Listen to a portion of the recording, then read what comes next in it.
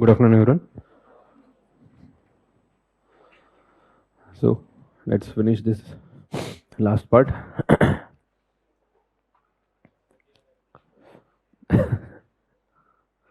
So बाकी कौन कौन सा खत्म हुआ है? Polity, economics, science and tech चल रहा है अभी? अच्छा, आज सेकेंड क्लास है आपका?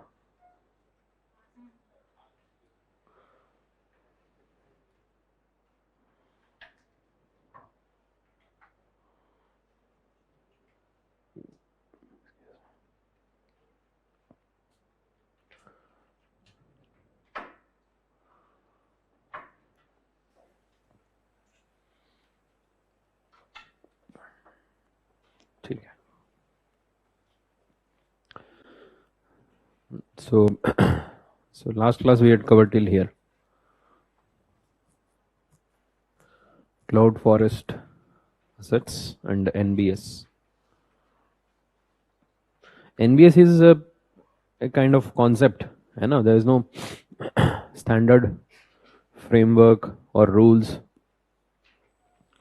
और इवन द स्टैंडर्ड डेफिनेशन ऐसे कुछ नहीं है.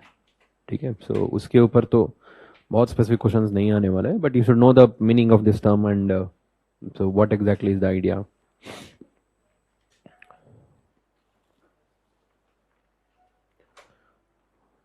ठीक है. So any other doubts from the previous class?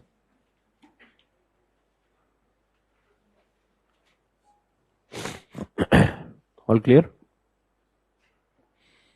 चलो पहले ये जो पेंडिंग वाला कर लेता. So then will come to that last part. So last में will be covering the places in news and the national parks and important wildlife in news. ठीक है. So ocean thermal energy. So first of all, what is ocean thermal energy?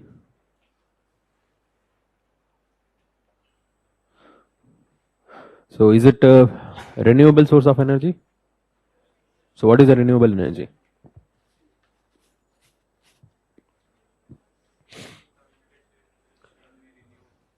Which is हाँ inexhaustible can say, खत्म नहीं होता है. तो यहाँ पर भी एक होता है कि like time frame. In a human time frame, it is inexhaustible. That is what is renewable. Okay, for example, solar energy, is it inexhaustible? In the human time scale. Okay, so if you see the time scale of the sun, so of course एक time में तो खत्म हो जाएगा, है ना? So like that. So in the human time scale, it is inexhaustible and it will not completely deplete. That is what is renewable. Okay, so we have this clear cut demarcation, renewable, non renewable. पर कुछ ऐसे source होते हैं जो बीच में आ जाते हैं. For example biomass, is it renewable और not? So if you use sustainably, it is renewable, right? Sustainably use किया तो रिन्यूएबल, बहुत ज्यादा फास्ट रेट में किया तो it is non renewable, right? So ठीक है, that is renewable, non renewable. So green energy क्या है? What is green energy?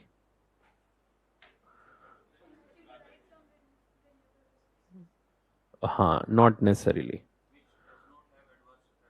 Yes. So which does not have adverse effect on the environment. That is what is green energy.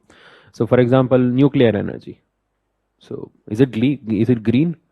Not completely. They are wastage, right? So there are a few other processes. Even if we try to extract it, you know, so during the process of production, it releases huge amount of pollutants and it disturbs the environment. So it will not be considered as a green energy for that matter. So conventional, non-conventional क्या होता है?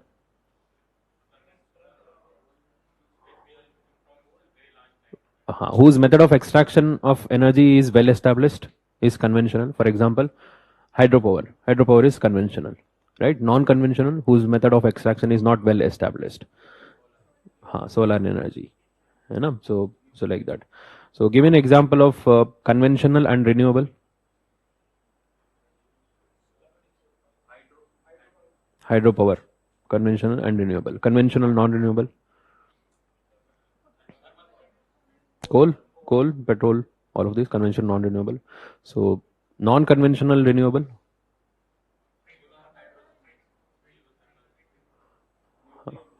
So nuclear is not renewable. So non-conventional but renewable is solar energy, wind energy. So these are all non-conventional but renewable. So non-conventional, non-renewable, nuclear energy. Okay, non-conventional भी है, so non-renewable खत्म हो जाएगा. So ये तो basic है. ठीक है. So one of the non-conventional but renewable source of energy is ocean thermal energy. So ocean thermal energy uses the temperature difference between the upper layer and lower layer. We know that there's a strong difference of temperature between the upper layer as well as the lower layer. Upper layer temperature in the tropical region is usually around 20 degrees Celsius. 20 से ऊपर रहता है. So that too, the same below certain depth, below what depth?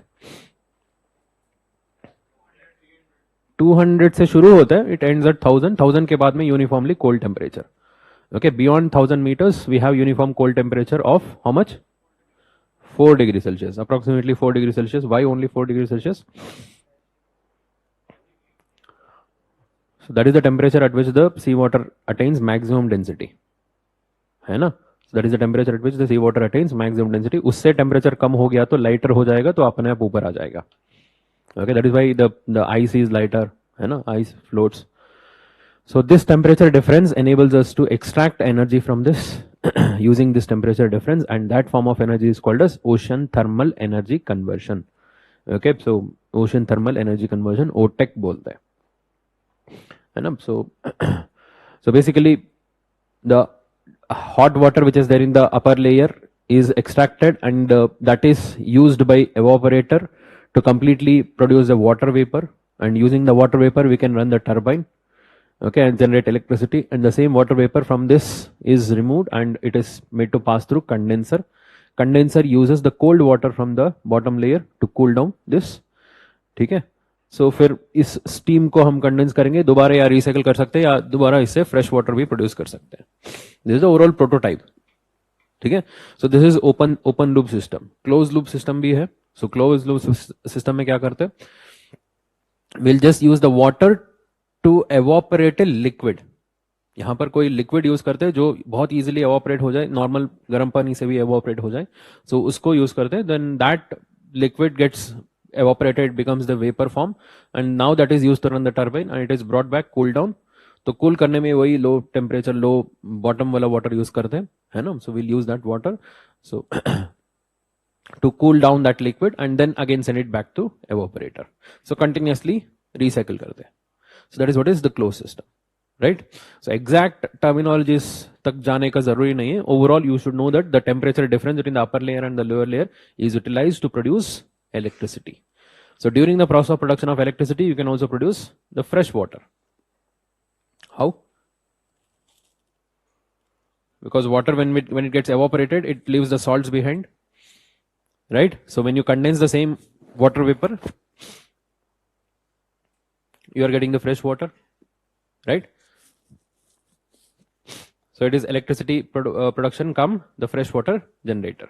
So this is what is called as ocean thermal energy conversion. So is that clear? So India has a huge potential of OTEC, that is nearly 1,80,000 megawatts in the entire Indian coast. That is subject to, of course, technological evolution. It is a clean source of electricity. That means that it will not produce any kind of pollution while producing electricity, and it is a constant. That means it is renewable, and it can also be used to generate potable water, you know, that is drinking water, and hydrogen, ammonia, ये सारा production में use कर सकते हैं. So that is about OTEC. So now why in news? So India's first OTEC plant was established in कहां पर? Kavaratti Lakshadweep.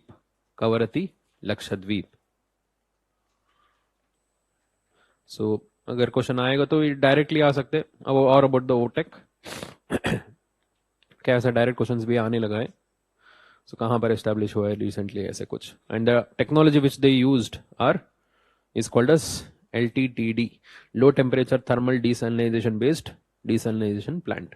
That means this using the same, मतलब यही है जो यहाँ पर mechanism बताया था ना, during the process of electricity production. So we are also using the water to desal, मतलब you are using the water to convert into fresh water and generate the potable drinking water through that.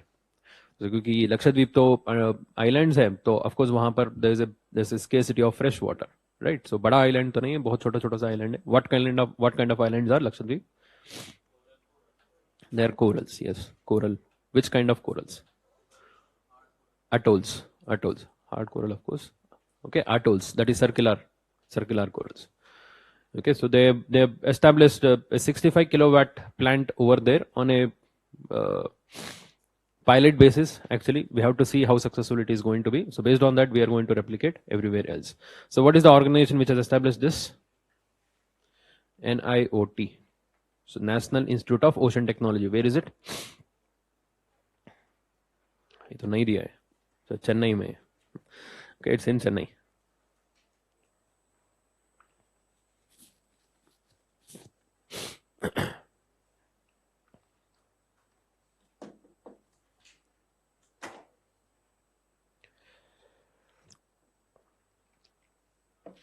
ठीक है. So any doubts here? So next one, coal gasification.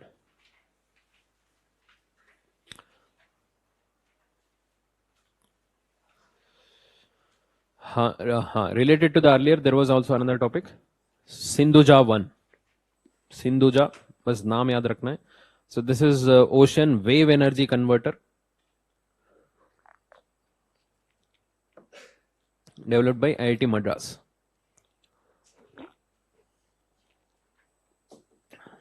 So how exactly wave energy converter works?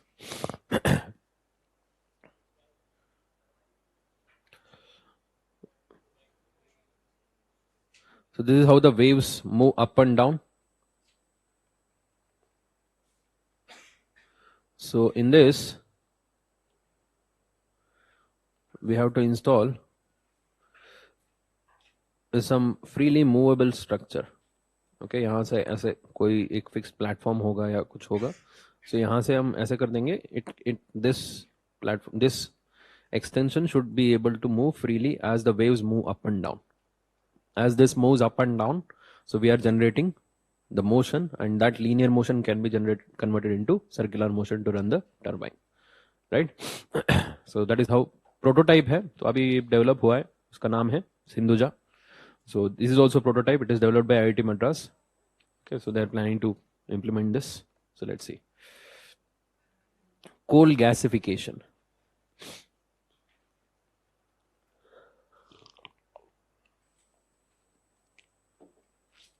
So what do you mean by coal gasification? Conversion of coal into gas. What gas?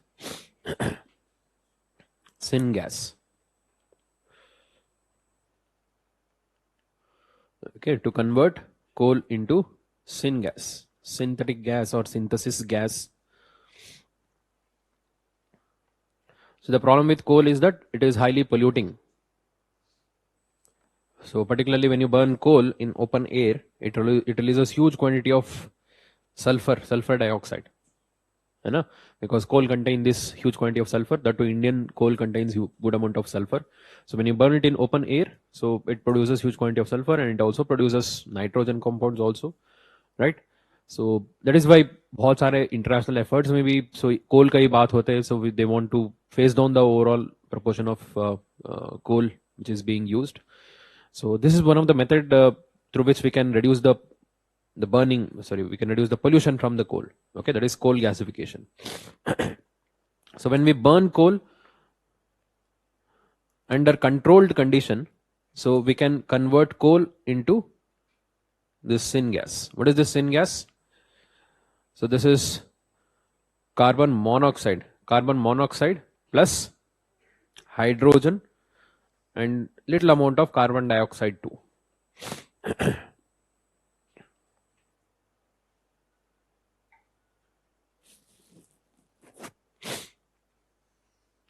So what we do, we burn the coal in a controlled manner.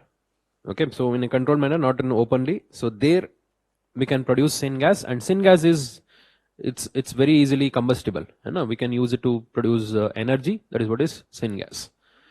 So there are two processes of production of syngas from coal. So that is, one is in situ process, another one is ex situ process.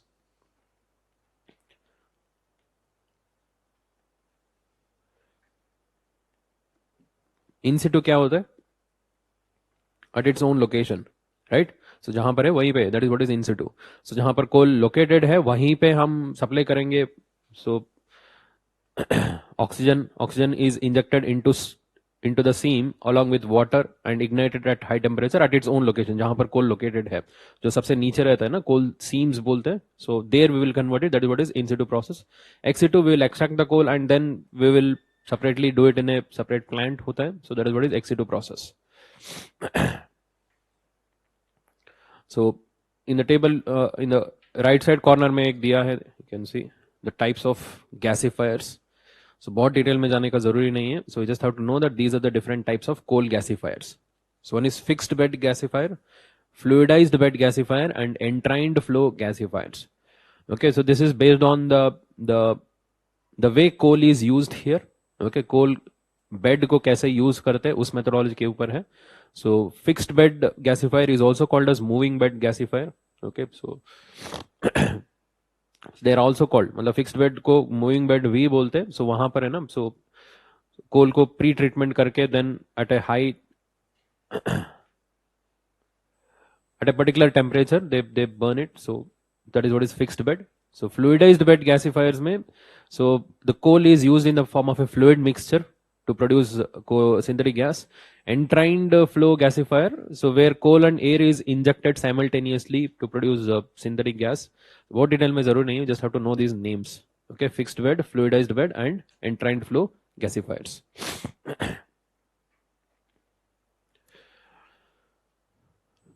So now what is the news? This is the basic coal gasification process. So coal and is burning के लिए तो of course oxygen चाहिए. In the presence of water, when we burn it under controlled condition like pressure, temperature, and under these process, the major product which we get is synthetic gas, syngas. So which is a mixture of carbon monoxide and hydrogen and some proportion of carbon dioxide. In addition to this, some of the byproducts are also obtained. For example, hydrogen sulfide. Okay, hydrogen sulfide is a important byproduct which is used in few of the industries also as raw material. In fact, we can use the same process to produce hydrogen too. Hydrogen को इस synthetic gas से extract करके hydrogen fuel भी produce कर सकते हैं. ठीक है. सो अभी न्यूज में क्यों है? Why is in news?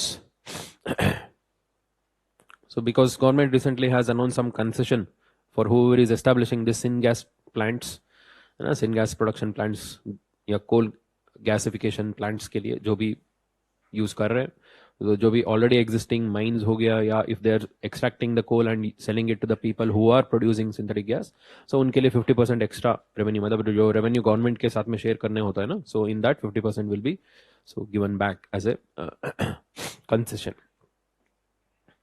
That is the news here. So any doubts here?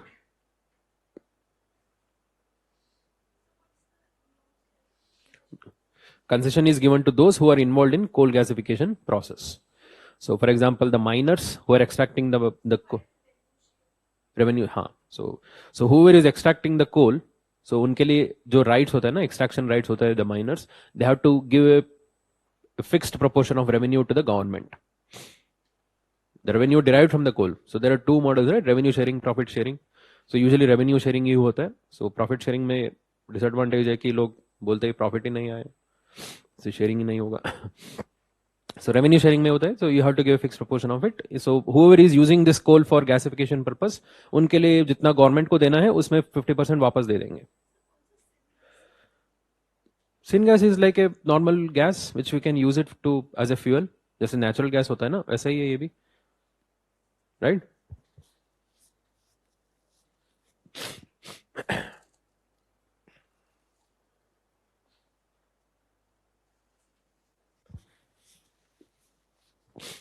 Any doubts here? चलो. So next, national policy on biofuels.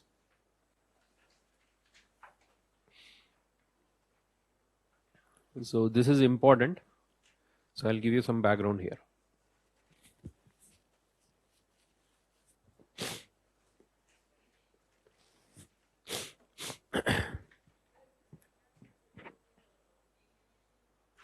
Syngas is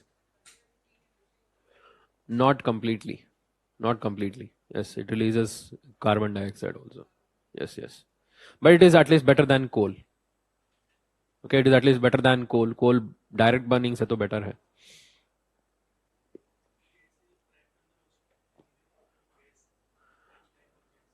No, that is coal bed methane. So coal bed methane is in a gas form only. So we'll talk about this. आगे है topic है coal bed methane है. So ethanol blending. So ethanol blending के बारे में बात करते हैं. So before that, let me just give you a brief overview of what is biofuel. Biofuel क्या होता है?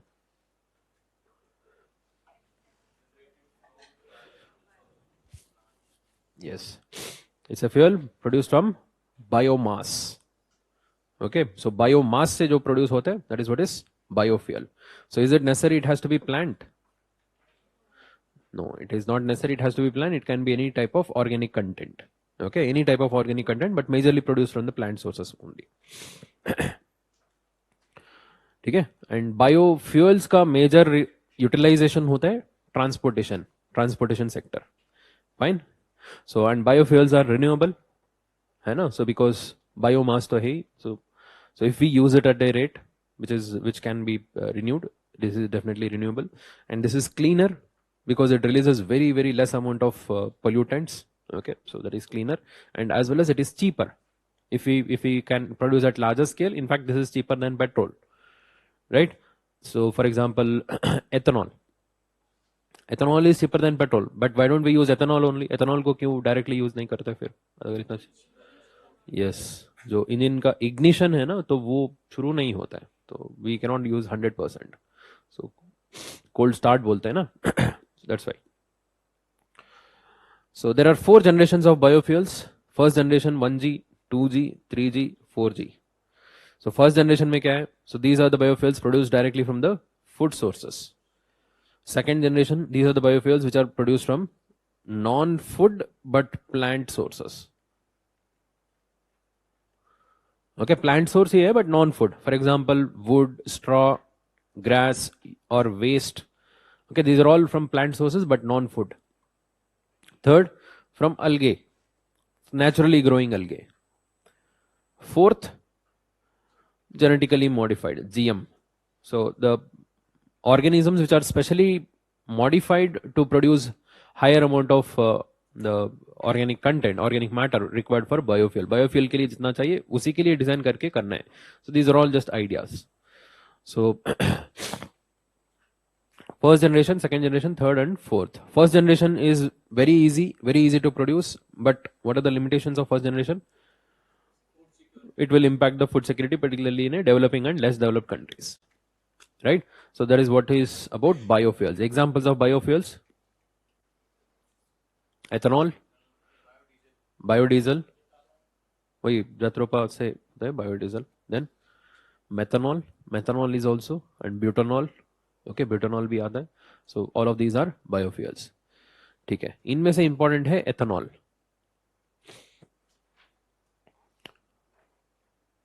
So what is ethanol? Ethyl alcohol, right? So ethyl alcohol is called as ethanol. So how ethanol is produced?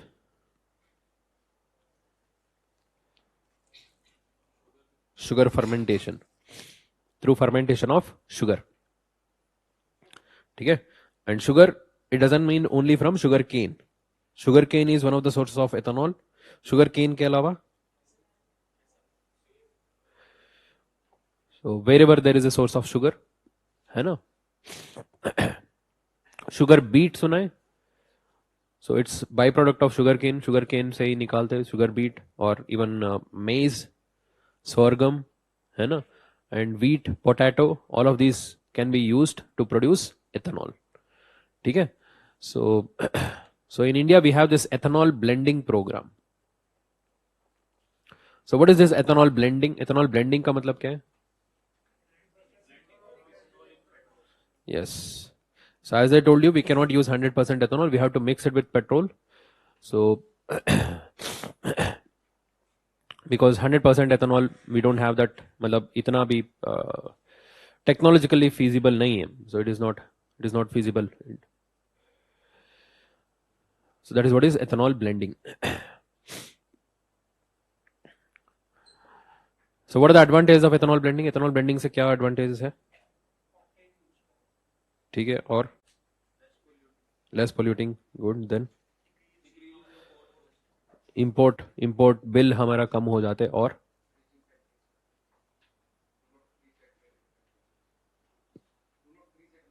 yes, it will not freeze at low temperature, good. Then easily available raw material, and it will also add on to the farmer's income, right? So that's why we have this ethanol blending program, EBP. So ethanol blending program was started in the year 2003. 2003 में शुरू किया था. So initially with the target of 5%. 5% करने का target से हमने शुरू किया था. And then we started national policy on biofuels. National policy on biofuels, that was 2018. So this policy fixed the target of 20% of ethanol blending by 2030. Initially by 2030. Okay, so now this target has been advanced to 2025.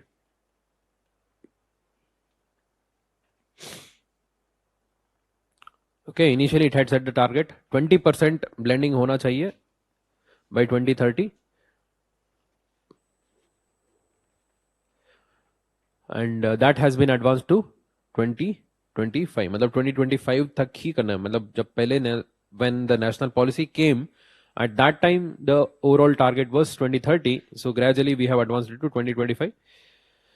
So why 20% only? Why not more than that? Yes, up to 20% with very minimal modification we can run it. है ना, बहुत ज़्यादा drastic changes नहीं चाहिए engine में या पूरा transmission इसमें, right? So that is why up to 20% is fine. That is what is E20, right? And gradually it is planned to increase the overall. Gradually it is planned to increase the overall blending proportion from about 22, but that would require engine modifications. Okay, engine modification चाहिए होगा. So along with that, you might have also heard about PM Jeevan Yojana. सुना है? PM Jeevan Yojana. Can somebody tell me the full form of this? जैविक ईंधन. जैविक ईंधन JI हो गया. VA क्या है? वातावरण अनुकूल. वातावरण अनुकूल फसल अवशेष निवारण योजना. ठीक है. So that is what is PM Jeevan Yojana. So this is basically the financial assistance to the production of bioethanol. Okay, so to give financial assistance to the people who are involved in bioethanol production. For that purpose, the government has come up with this program called as PM Jeevan program. ठीक है. So now, so what is the news? News क्या है? News यही है जो already cover कर लिया हमने. So 2030 तक 20% था, उसको एडवांस कर दिया 2025 तक. Okay, so the target year for 20% blending has been advanced from 2030 to 2025. So in addition to this, few more changes were also made into this national policy on biofuels.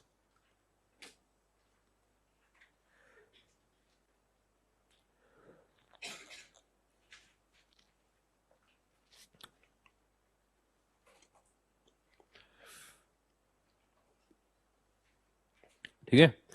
So उसमें ज़्यादा important वाला कुछ ज़्यादा बात नहीं है. So you can see use of more feedstock for production of biofuels, coverage of biofuel production under Make in India program, allowing permission for export of biofuels, ऐसा सब चीज़ें हैं. So most important आपको याद रखना है. So ये 20% advance हो गया target year by 2025. So which is the implementation body of this national policy on biofuels?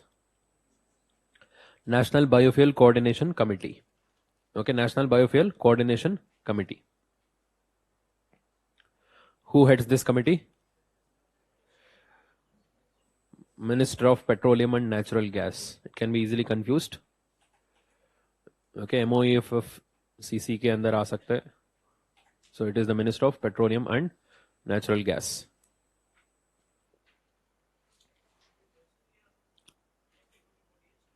This is the body established. Executive body होना चाहिए. Executive body है.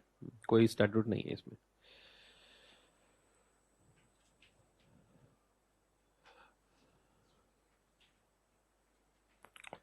So as per the national policy on biofuel, एक बार question आ चुका है इसके ऊपर. So as per the national policy on biofuels, so first generation biofuels are those which are directly produced from the food grains. Okay, food grains से जो directly produced होते हैं, that is first generation. Second generation is non-food as well as the damaged food, wastage, right? So now who decides this, whether a particular food grain is wastage? Who will give the permission? See, National Biofuel Coordination Committee.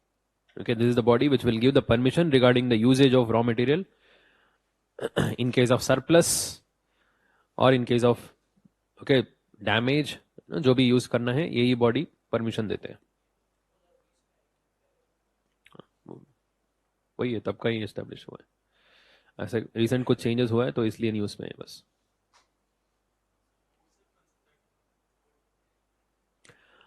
गुड़ से नहीं बनता है, मतलब हाँ, गुड़ से बना सकते हैं, मतलब गुड़ ऑलरेडी इज ए प्रोडक्ट. तो फिर गुड़ बनाने में इतना एनर्जी वेस्ट हुआ होगा, फिर उसको यूज करके बनाना, तो बना सकते हैं, उसमें क्या है. डायरेक्ट शुगर यूज करके भी बना सकते हैं. We can use direct sugar also for that matter. Should be able. हाँ हाँ हाँ, कोई भी शुगर मटेरियल होगा बना सकते हैं. ठीक है. So next one, National Bioenergy Program.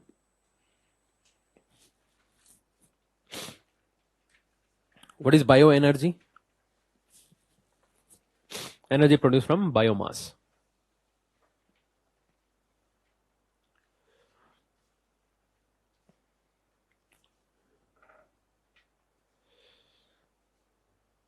Right? So biogas is a form of bioenergy. Right? Biogas is a form of bioenergy. Other than biogas, there are various other forms. For example, direct wood is also used as directly as a fuel, right? So that is also one of the way. So another way we can extract energy from the biomass is through pelletization.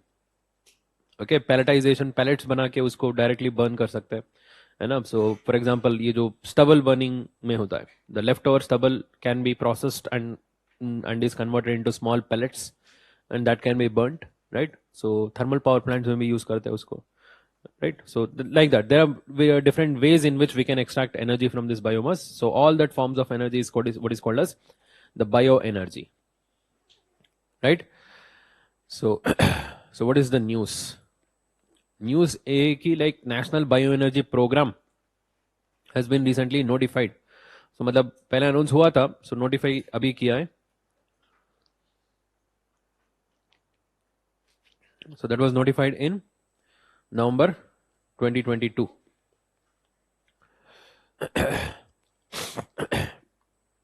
So it is announced as a 5-year project from 2021 to 2025. So that is first phase only. अभी first phase का ही announcement हुआ है.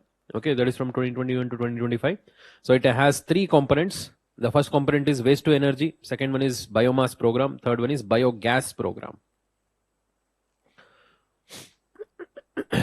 So with this 3 component, the overall program of National Bioenergy Program has been announced. It is under implementation. So it comes under which ministry? Ministry of New and Renewable Energy. So waste to energy तो सुना ही है आप लोग. So there are different forms of waste to energy. ना W2E. So we can use various different forms of waste, from urban waste, agriculture waste, industrial waste, to produce energy from that. So that is produced in a proper plants. Waste to energy plants होते हैं, वहाँ पर they use a proper technology or methodology to produce electricity from that. When you burn waste in a controlled manner, it releases again certain gas which is combustible gas, है ना, produce करने के लिए कर सकते हैं. Otherwise we just burn the waste in the open incineration, है ना, so it releases huge quantity of pollutants. So all such methods which we use waste to produce energy is what is called as waste to energy program. So that is implemented by whom? Indian Renewable Energy Development Agency. Indian Renewable Energy Development Agency. This is the body which is responsible for implementation. So under this program, the government will give certain incentives to set up these waste to energy plants, and it is called a Central Financial Assistance, CFA, Central Financial Assistance milega.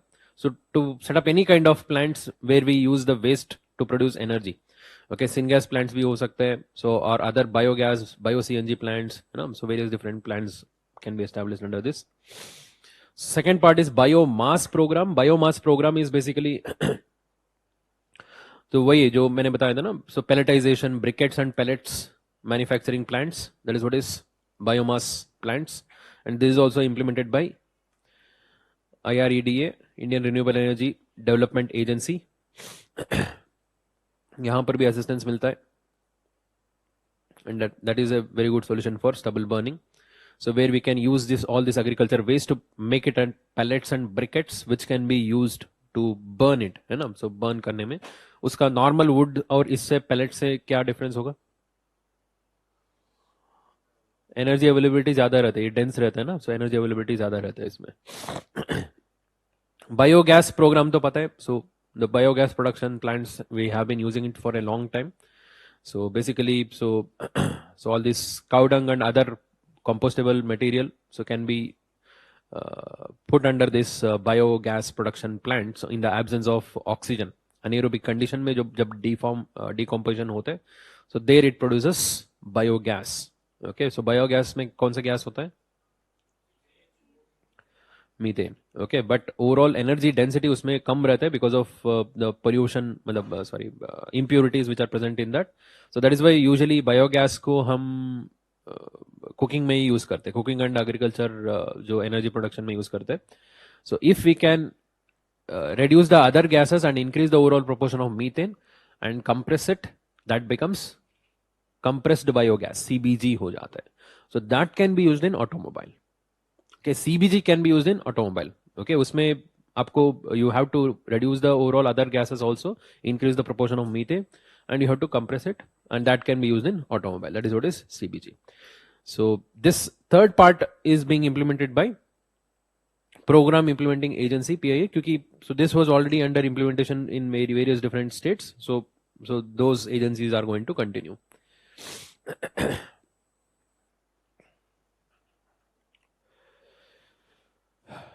ठीक है. So next one, PM Kusum. So this is one of the very important and very high potential program, but it has not received much success. So as per its overall potential, PM Kusum program. Okay. So recently there were some changes in the overall program to increase more participation. Exact changes याद रखने का जरूरी नहीं है because it is too detailed. So overall you have to remember what is this PM Kusum.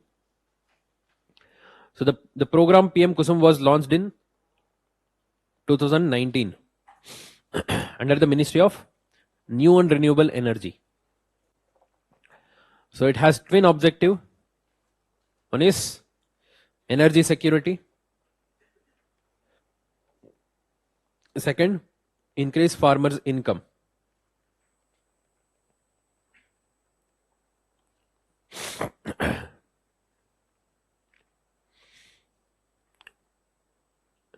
Right? So first, it aims to ensure there is a constant regular supply of energy to the farmers. So farmers, why do they need energy? For pumps, है ना? For irrigation pumps के लिए तो उनको energy चाहिए. This is most common problem in rural areas that they don't get a continuous supply of energy. है ना. They, many of the villages, they just get 4 hours, 5 hours, you know. In fact, many of the times they just get up early in the morning just to run their pumps, you know. This is a huge issue over there. So in order to ensure there is a regular and constant supply of power, okay, regular and constant bhi hona chahiye and cheaper bhi hona chahiye. So with that intention, they have started this program. At the same time, even the farmers can earn extra income if they want. Fine. So that is what is PM Kusum, and through that even we can achieve. So government भी अपना target भी achieve हो जाएगा. कौन सा target है? INDC. So one of the important target of INDC was fifth, हाँ, as non-fuel component था ना, वो तो 50% हो गया ना. हाँ, तो पहले 40 था, अभी 50 हो गया ना. 50% of non fuel component. So वो भी यहाँ पर हो जाएगा क्योंकि it is using solar energy to convert, मतलब जो normal energy thermal power plant के जगह में. So we are using solar energy. So it will also be helpful in achieving this INDC. So overall it has 3 components: component A, component B, and component C. So component A is for solar energy production. Okay, so those who are just interested in solar energy production, they can just produce. So इसमें क्या होता है? So government will give you subsidy to establish these solar plants. You just generate the energy, and of course it has to be connected with the grid, and you supply it to the grid. The government will purchase. ठीक है, government purchase करेगा and आपको पैसा मिलेगा. So this is like a total like proper business type. You establish a plant, generate energy, and you sell it to the government. You get money for that. First of all, you get money in terms of subsidy and in terms of loan to establish this plant. Okay, पहले establish करने में भी पैसा मिलेगा, फिर वो generate करके बेचने के बाद में भी आपको पैसा मिलेगा. It's a very good source of income. Yes, yes. So second component is for pumps. So this is जो जो पावर ग्रिड से कनेक्टेड नहीं है. So wherever there is no connection, where the power grid connection is not there, so there they encourage to set up these the solar powered pumps, है ना, solar powered pumps. So where they get a constant supply of energy to run the pumps, है ना. So that is what is second component. So वहां पर भी वो pump establish करने में उनको government का, so government will help them in bringing in installation of these solar powered pumps. Third is mixture of both. Grid connection में solar power pump भी मिल जाएगा. सो एक्सेस जो पावर मिल जाएगा, so you can sell it to the government. हाँ, RPO इसमें है. राइट. सो 3 कंपोनेंट सिंपल है. The first one is electricity generation. Second one is using for their own consumption, pump के लिए. So third one is whoever wants to do both, whoever wants to have their solar power pump, at the same time जो extra energy generate होगा, they want to sell it. So that is what is third component.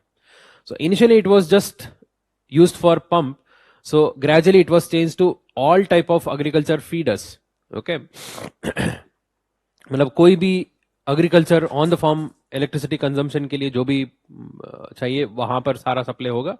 जो भी बचेगा, so that they can use it for selling it to the government, selling it to the discom basically.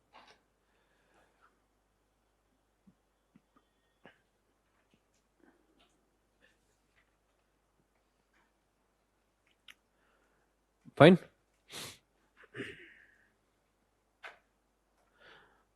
So here there are certain rules. So one for component A, the overall capacity is between 500 kilowatt to 2 megawatt. Okay, that is the size of the plants. So only in that case you will get the government support in terms of money as well as subsidy. Okay, so between 500 kilowatt to 2 megawatt. In some cases, the government may also allow less than 500 kilowatts based on the feasibility study.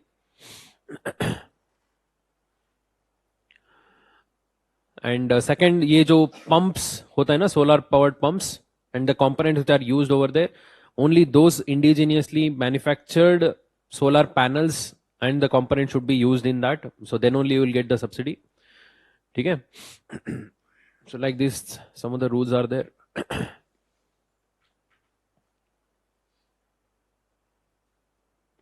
So other than that, few other news items related to solar energy.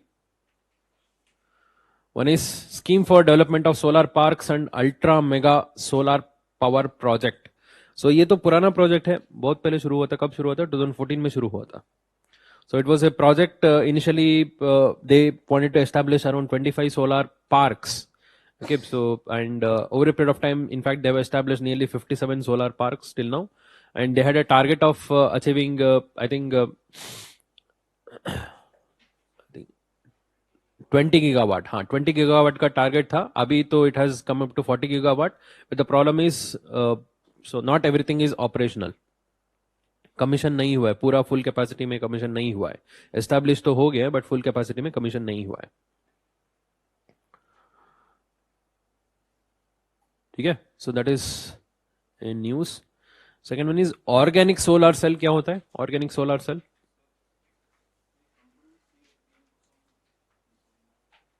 component C. Initially solarization of pump was the component. Okay, जो pump, water pump use करता है ना, उसको solar बनाना है.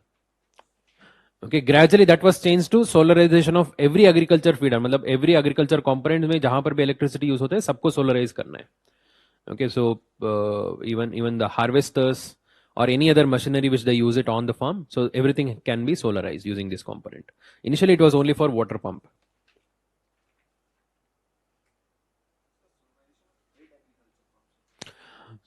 That entire plant, first they will establish the plant, they will generate energy, and they will use that energy to the agriculture feeders. Whatever the extra energy is left, that will be sent to the grid. Okay, that is the component C is grid connected. Component A is grid connected. Component C is grid connected, not component B. That is non-grid. So what is this organic solar cell?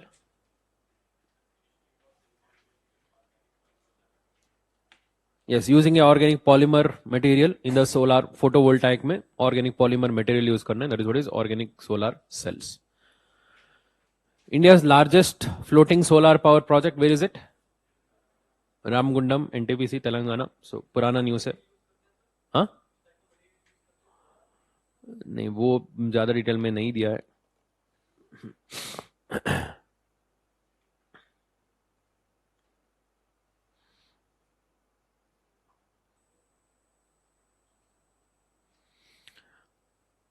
ठीक है, सो detail में शायद ज़रूरी नहीं है.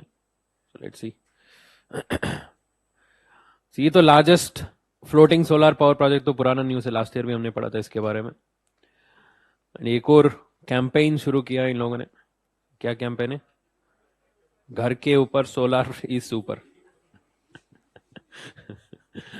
सो नाम से ही पता चल जाएगा, इट्स ए रूफटॉप प्रोजेक्ट है ना, rooftop solar. And they are targeting tier 2 and tier 3 cities. ये हमें थोड़ा सा कंफ्यूज हो सकता है. So it is for tier 2 and tier 3 cities. They are targeting 100 Indian towns. With subsidy, they are going to encourage people to install these rooftop solar plants.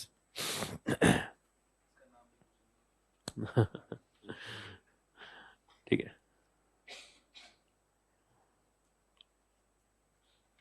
So next, electricity rules. So this is the rules announced for Electricity Act. Okay. Electricity act of the same year 2002 का electricity act है, तो उसको implement करने के लिए so the government regularly announces the rules. So this is the same rules. So recently some of the changes have been made from this electricity rules. Okay, important changes देखो. The first, the consumers have the right to demand the supply of green power from discom. So India में power supply कैसे होता है ये तो पता है ना. So there are producers. So there are 3 types of producers.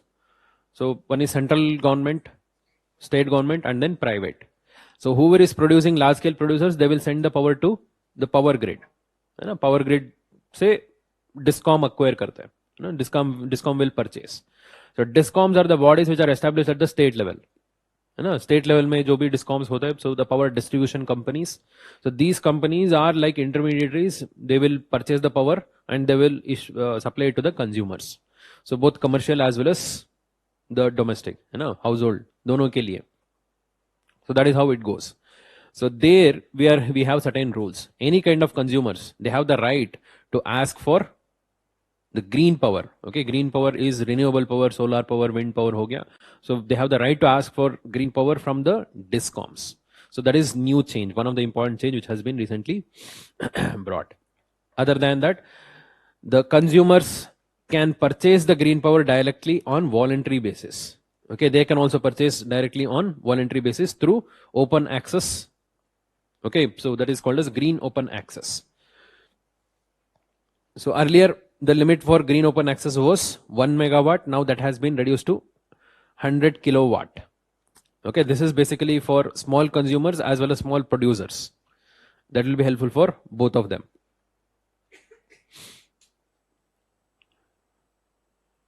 And another important change is uniform renewable purchase obligation. So what is this renewable purchase obligation? We have discussed about this, right? RPO. RPO is for whom? किसके लिए RPO? Discoms, distribution companies. So they were obligated to purchase a certain proportion, certain share of overall power from the renewable producers. That is what is RPO.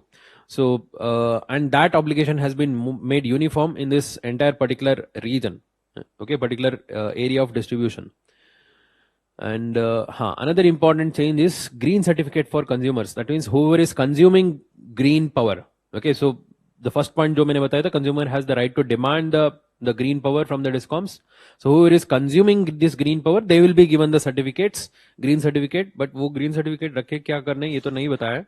So शायद आगे उसके बारे में कुछ होगा. So maybe we can they can also make it as some kind of incentive for them to sell it. Okay, so maybe some other changes can be brought later. Okay, these are some of the changes. So in that context, some of the extra news, other news. Cross subsidy.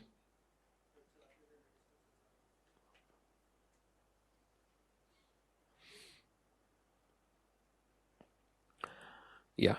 So, so government is giving subsidy to certain activities, certain production activities. For example, green hydrogen production या green ammonia production हो गया, वहां पर भी उनको subsidy मिलता है. So there they need electricity, and if you are using green electricity, there is some kind of incentive for you. Okay, so you cannot use both the incentive. वही है, right? Is not applicable if green energy is utilized for the production of green hydrogen and green ammonia. मतलब दोनों source में भी destination में दोनों जगह में सब्सिडी तो नहीं ले सकते हैं ना. So that was the point. Coal bed methane. So I told you about coal bed methane. So what is coal bed methane? Yes, during the process of coal formation.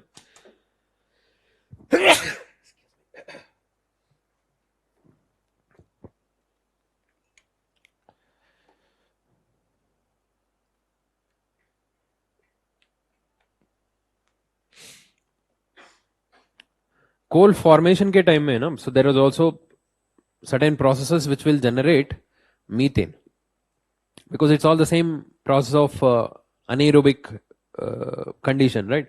So it also results in the generation of methane.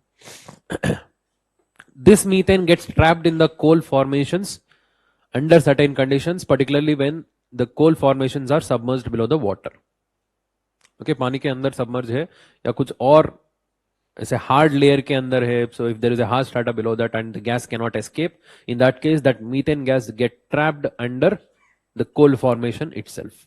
So these kind of methane which is trapped in the coal formations is what is called as coal bed methane. इसको बोलते हैं CBM, coal bed methane. So usually, so it is not released normally as it is. वो अपने आप release नहीं होता है. So we have to extract it separately. So that is what is coal bed methane extraction. So if you can see, there is a small figure, छोटा सा figure दिया है. So I don't have it here.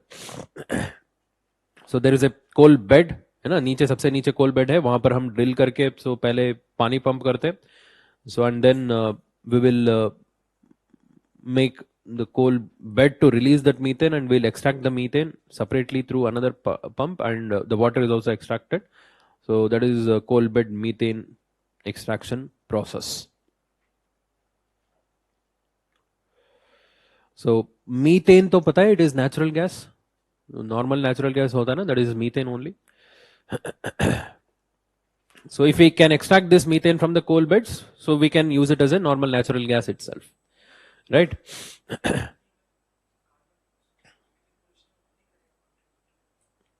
करेगा.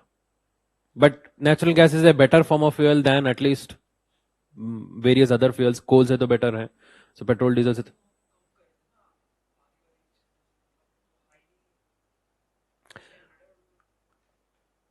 नहीं, methane burn करने से तो methane release नहीं होगा. मीथेन को एटमॉस्फेयर में डायरेक्ट रिलीज नहीं करना है. बर्न करने से तो कार्बन डाइऑक्साइड रिलीज होता है. Okay, so petrol diesel coal से तो बेटर है. That is what is natural gas. We use CNG, right, compressed natural gas. So it is less polluting. So gradually, of course, we have to replace natural gas also, but it is comparatively better than at least diesel, petrol.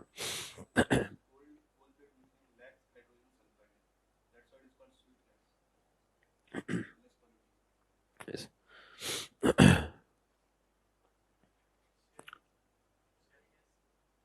Shale is different. Okay, shale is a natural gas trapped in the shale rock. Shale rock. Shale is a sedimentary rocks, right? So in that sedimentary rocks, within the small pores, the natural gas get trapped. That becomes a shale gas. That is also natural gas. This is also natural gas, just it is trapped in the coal bed.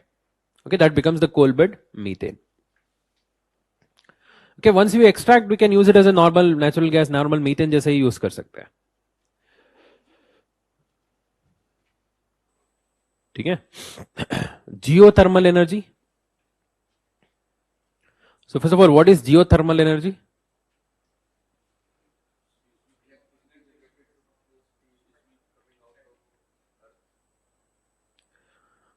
From the earth. So in what form? How can we extract electricity from the earth?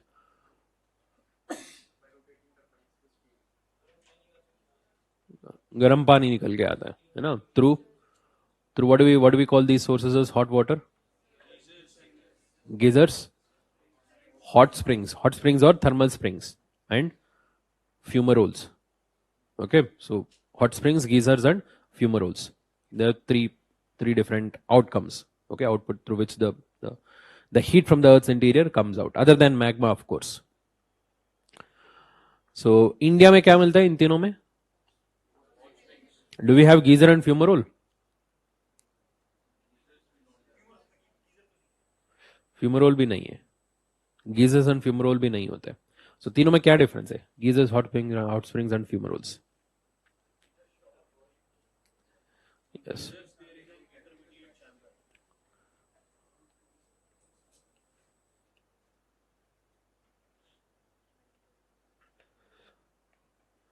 See, if this is the water which is coming out from the interior, which is a hot water, it is continuously flowing. Okay, the continuously flowing hot water is called as hot spring, which is also called as the thermal spring. If the water gets mixed with the gases, that is steam majorly, when it comes to the surface, it comes out in a very forceful manner like a fountain. This is what is called as geyser. Okay, geyser is basically the hot water mixed with steam. What is fumarole? Just steam and other gases. Okay, खाली steam निकलता है. Steam or few other gases, but there is no water here. That is what is fumarole. So why they are coming out like this? So क्योंकि यहाँ पर कोई magma chamber हो, okay, which is generating heat, and that heat is heating up the groundwater. The heat from the magma chamber is heating up the groundwater, and now that groundwater is coming out in a heated form. Right? So do we have a magma chamber in India? है magma chamber है? Where is it? Deccan traps, they were formed around 65 to 75 million years ago. So, but we have hot springs in Himalayas. So this project is also in Ladakh. So why do we have hot springs here? Convergent plate boundary. So which kind of convergent plate boundary? Continent convergent plate boundary. So do we have subduction in continent convergent plate boundary? No subduction. So then there's no subduction, then how come the magma chamber is there? So पहले तो बहुत पहले था. The earlier magma chamber would have cooled down by now. It will not have the heat. So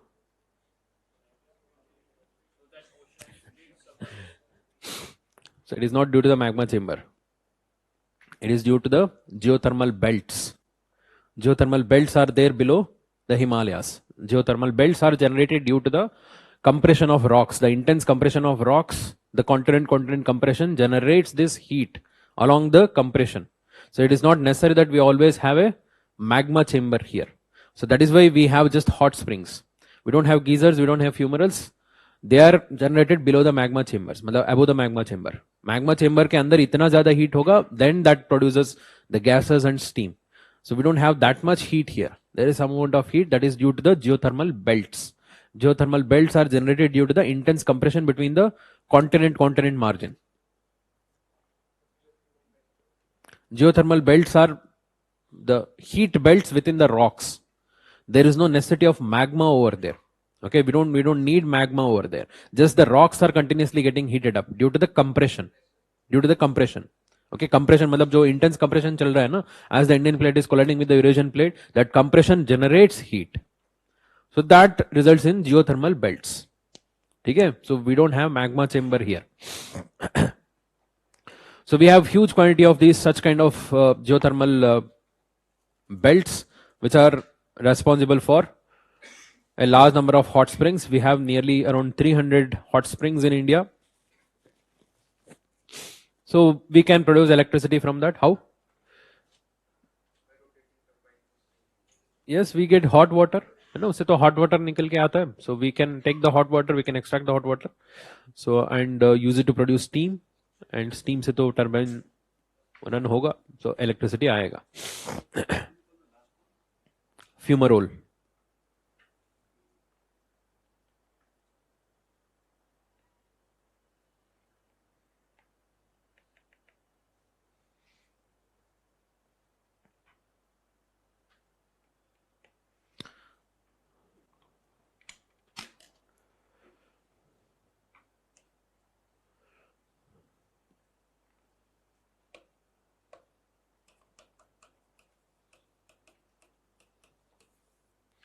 Okay, fumaroles.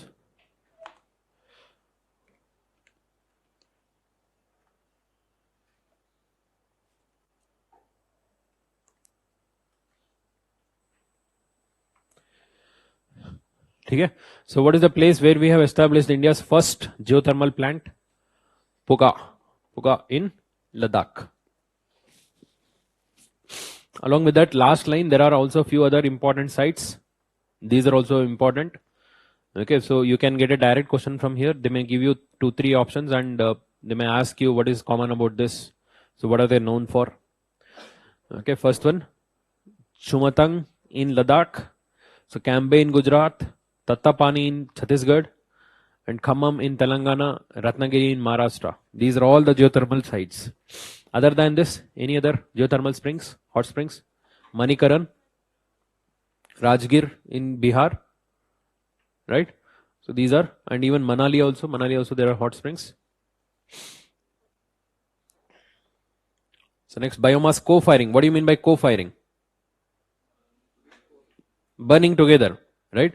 So along with coal, we can use some more additional material so that overall the consumption of coal can be reduced. That is what is co-firing.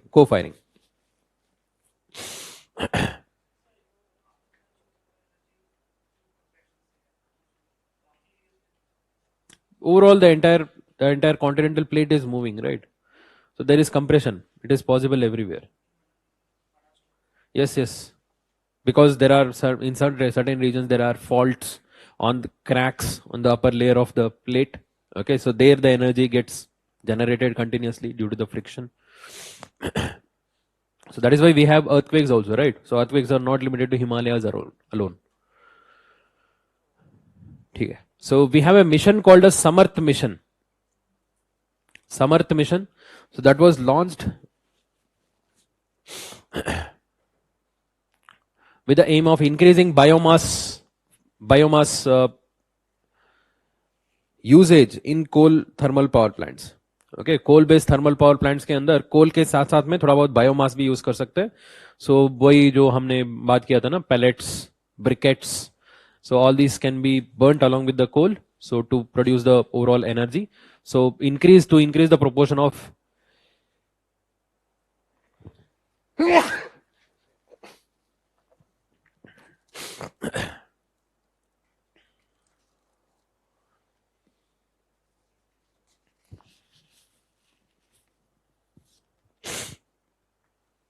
to increase the overall proportion. So there was this mission was started, Samarth. So so that was about biomass co-firing. Okay, there are three different methods of co-firing: direct co-firing, indirect co-firing, and parallel co-firing. So what are the three different methods? Direct co-firing क्या होता है? Coal and the biomass is burnt together in the same furnace. Okay, in the same furnace they are burnt together. That is what is direct co-firing. So indirect co-firing, here the biomass is not burnt directly. Biomass is converted into some kind of other product, for example gas. So then the gas is burnt along with the coal. Okay, biomass gasifier का एक और लेके आते हैं. So in that we convert the biomass into gas and then the gas is burnt along with the coal. That is what is indirect co-firing. Parallel co-firing, separate furnace. Okay, so biomass के लिए अलग होगा, so coal के लिए अलग होगा. That is what is parallel co-firing. So see, all of these have their own advantages, disadvantages. Okay, so direct में क्या होता है? So overall the lifetime of these plants will reduce. Okay, so impurities accumulate होते जाएगा, so वो सब issue है. So indirect में वो सब ये जो extra accumulate होने का chances कम होता है ना? So it is much more efficient, can say. Yes, can say so. Yes. What is a green methanol?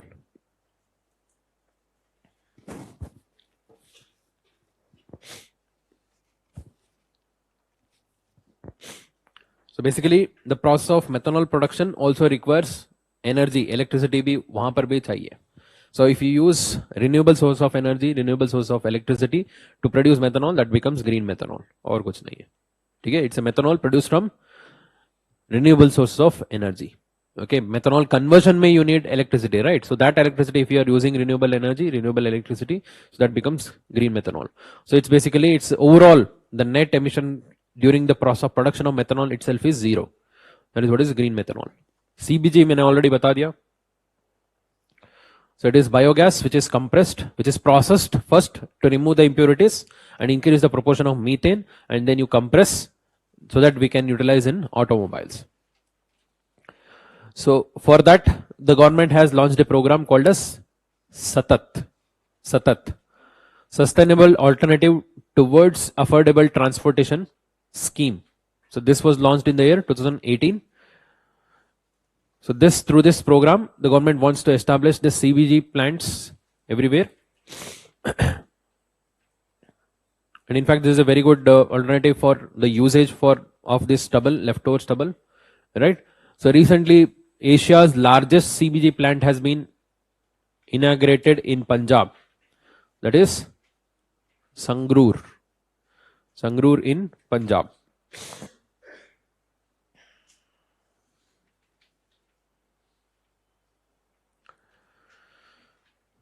So world's first CNG terminal. What is this terminal? What terminal? Terminal of a port. Okay, so for ports, for handling ships and containers, okay, they will have separate terminals, right? Just airport mein terminals होता है. So in the same way, so there also there is a requirement of energy, electricity चाहिए. So CNG based terminal has been, मतलब वो plan कर रहे, मतलब they have started to construct that. Okay, पूरा अभी नहीं हुआ है. So recently the foundation stone has been laid. कहाँ पर? Bhavnagar. When it is complete, that will be the world's first CNG terminal. मतलब already है, port already है, उसमें बना रहे. They are converting into CNG completely. Global Offshore Wind Alliance. So this is an initiative of Global Wind Energy Council. Global Wind Energy Council and International Renewable Energy Agency. इनका initiative है. India is also part of this alliance. Recently few other countries have joined it, US, UK, Germany. So इसलिए news में.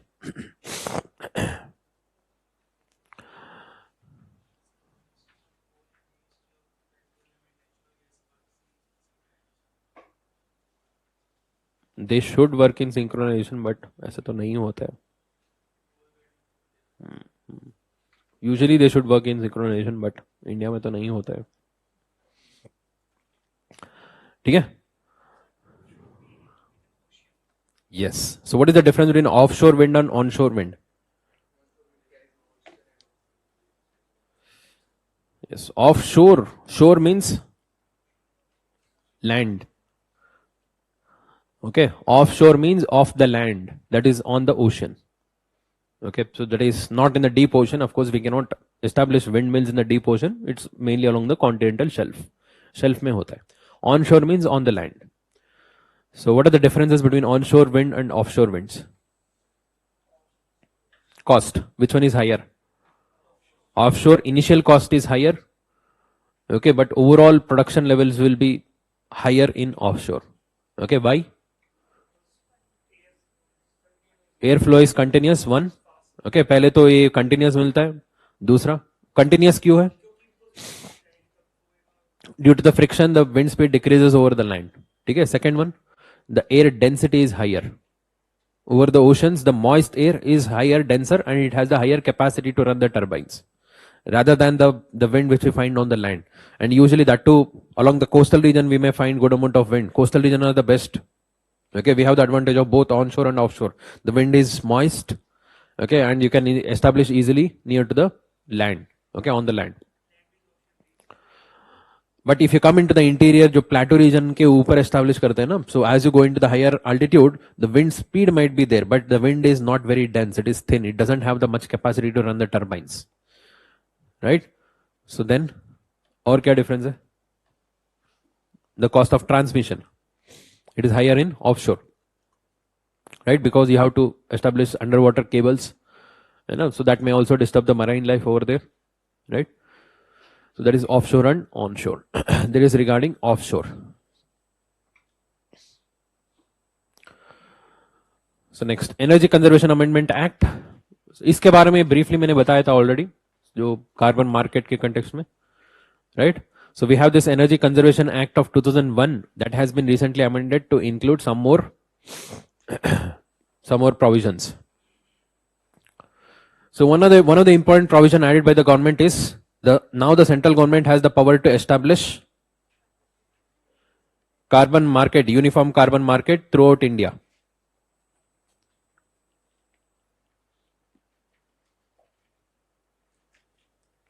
Okay, so we already have this act, पुराना act है. So 2001 का act है, Energy Conservation Act. So that time we brought this act in order to increase the energy use efficiency. Energy use efficiency के context में हमने लेके आए थे, तो अभी और थोड़ा सा based on the present demands we have changed and we have brought some more provisions here. So as per the latest amendment, the central government has the power to establish a common carbon market all over India.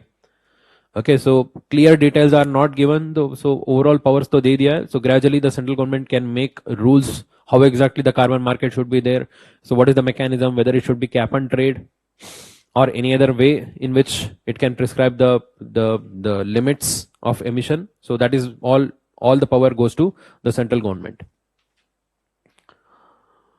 And in addition to that, the central government also has the power to prescribe minimum proportion of energy consumption from non-fossil fuels. Okay, उसका मतलब क्या है? कोई भी consumer हो, so industrial units हो गया या कोई भी लार्ज स्केल कंज्यूमर हो, उनके लिए प्रिस्क्राइब कर सकता है. Government can say okay you have to use 10% of solar energy, you have to use 10% of wind energy. The government has the power to prescribe that minimum amount of non-fossil sources it can prescribe, and whatever it decides that will be the final. Okay, that is the minimum share of energy consumption. Okay, so and also we have energy conservation code. Energy conservation code, which is also called as the building code, right? So pehle tha, so earlier the government used to prescribe certain certain norms for energy efficiency and conservation, okay, for particularly larger buildings. So now that has been changed to energy conservation and sustainable building code. So earlier it was energy conservation code for buildings. Now that has been changed to energy conservation and sustainable building code. So few more things have been incorporated here, and that has been made applicable to residential buildings also. And there were certain criteria, इतना बड़ा होना चाहिए तब ये code लागू होगा, ऐसा कुछ था. अभी वो क्राइटेरिया को थोड़ा बहुत लिबरलाइज कर दिया. स्टेट गवर्नमेंट को बोल दिया कि आप कितना भी लोअर थ्रेशोल्ड रख सकते हैं, you can even prescribe for smaller buildings to.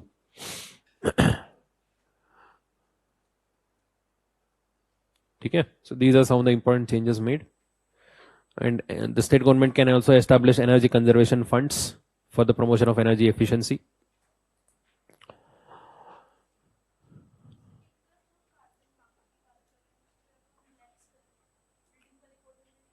नहीं, कोड को रिलैक्स नहीं किया.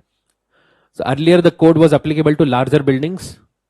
Now the threshold of the minimum size of the building has been reduced. Now the code has been made applicable to smaller buildings too. मतलब strict किया है. Yes, the lower threshold. Yes, screen नहीं आ रहा है. So next, state energy and climate index. State energy and climate index.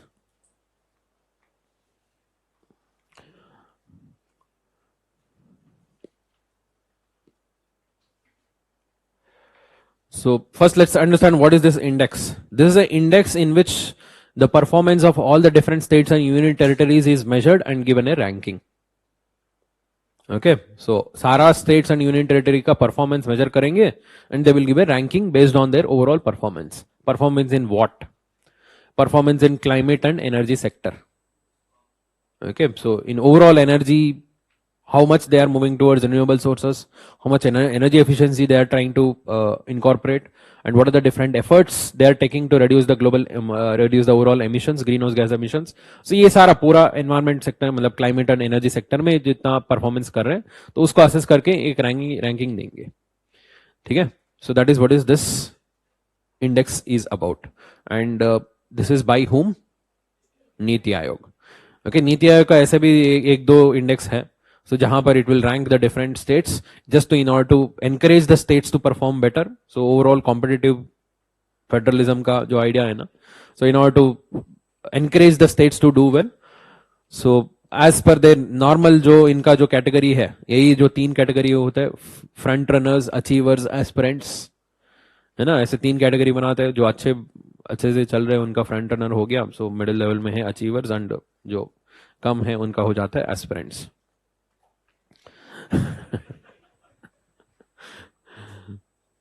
ठीक है. So and as usual they also categorise them into larger states, medium states, sorry larger states, smaller states and union territory. क्योंकि सारा एक ही list तो नहीं बना सकते, we can not compare all of them. So बस यही है, और कुछ एग्जैक्ट इंडिकेटर्स याद रखने का जरूरी नहीं है. There are total of 27 indicators. ऐसे बहुत सारे इंडेक्स है, सारा है तो याद नहीं होगा. So if you just want to go through it, you can just go through it. What are the indicators based on which they assess the performance? Discom performance,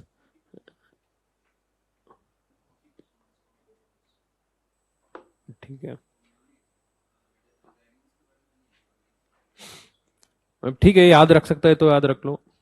so overall क्या क्या indicators use कर सकते हैं? Discom performance हो गया, access, affordability and delivery of energy हो गया, so clean energy initiative, energy efficiency, environmental sustainability और new initiatives. Based on these various measures, they it gives the ranking. ठीक है. तो इसके अलावा फ्यू इंपॉर्टेंट इंडिकेटर्स, इसमें इंपॉर्टेंट वाला बता देता हूं. So climate change performance index, this is very important. So who releases this? German watch. इसके बारे में हम ऑलरेडी बात किया है. Climate change performance index. Okay, basically, so how each country is progressing towards INDC 2030, right? And energy transition index is also important. So this is by WEF, World Economic Forum.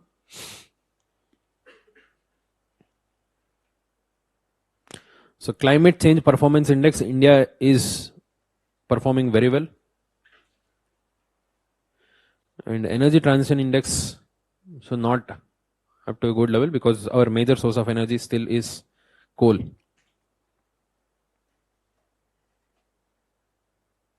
ठीक है, so ये दोनों important है अभी के लिए.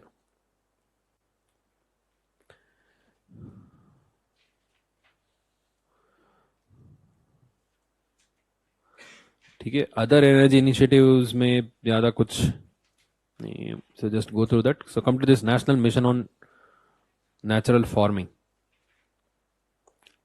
National mission on natural farming. First of all, what is natural farming?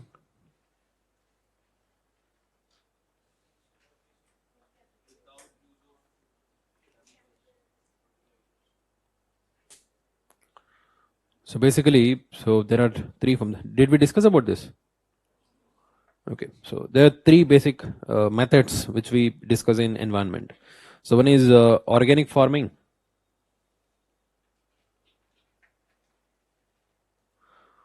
So second one is natural farming. So third one is sustainable farming.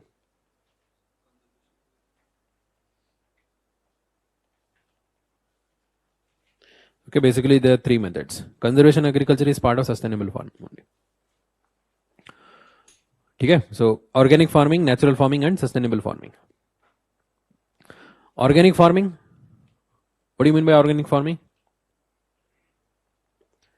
So whatever the inputs which we use in the agriculture, that is totally organic, that is not manufactured. Okay, so manufactured, industrial manufacture nahi hai, and we don't use any kind of synthetic inputs, no chemicals used, that is what is organic farming.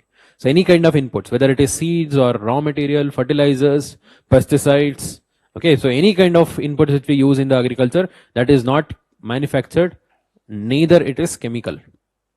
That is what is organic farming. So what is natural farming? Yes, it is basically imitating nature. It is a farming method where we are just letting the natural process to take over. Okay, that means no tilling. Normally forest में तो कोई till तो नहीं करेंगे, वो अपने आप आता है. सो यहाँ पर भी एग्रीकल्चर में भी no tilling, okay, no weeding, will not remove the weeds. So we will let the system to grow in such a manner that वो नेचुरली अपने आप सस्टेनेबल है. So there are, if there are weeds there is a balancing factor, if there are pests उसके लिए भी balancing factor होगा. We don't interfere much. That is what is natural farming. So what is sustainable farming? A farming method or agriculture method where we are using only on the farm available inputs. We are not dependent upon outside the farm. So if you are dependent upon outside the farm, that is unsustainable, right? So you are dependent upon someone else. वो बंद कर दिया तो यहाँ पर agriculture बंद हो जाएगा. Whatever the inputs you want to use, that you extracted on the farm. You can do tilling. Okay, tilling कर सकते हो, weeding कर सकते हो, जो भी करना है करो. This is not natural farming. ठीक है, this is sustainable farming. So the ideas are different. Organic farming, organic input. Natural farming, imitating nature. Sustainable farming, we will use only the inputs available on the farm. Okay, from seeds to pesticides to fertilizers or even water for that matter. Water is the most important component. We are not dependent upon outside irrigation water, कोई river से नहीं है. So based on the naturally available rainfall, we will do agriculture here. If there is a lake or pond, we are able to harvest the rainfall and we store it and then we use it. That is what is sustainable farming. Groundwater, if it is used in a sustainable manner, it can be counted.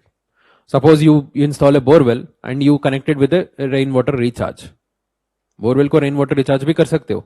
So regularly extract करो, it becomes sustainable. Any practice which is not depleting the resources which is available or nor you are dependent upon the outside input, that is what is sustainable agriculture. ठीक है. So इसमें natural farming जो जो जो जो सबसे famous था, zero budget natural farming. सुना है? Zero budget natural farming.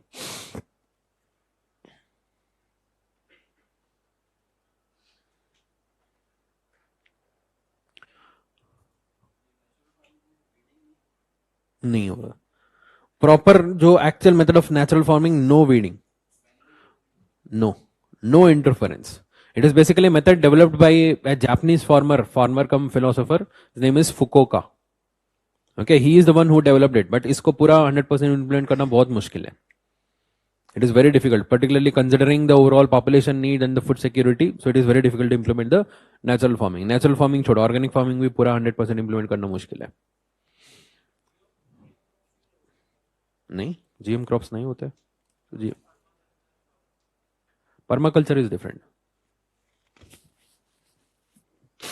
Permaculture is basically the permanent agriculture, all such practices which we can do again and again. So basically it's a type of sustainable agriculture. Okay. So what is this zero budget natural farming? It's a method of farming developed by Subhash Palekar in Maharashtra. Okay, Subhash Palekar developed this method. So it has 4 important components: Bijamrita, Jeevamrita, Vapasa and Achadana. ठीक है, so यहां पर नहीं है, let me just show that.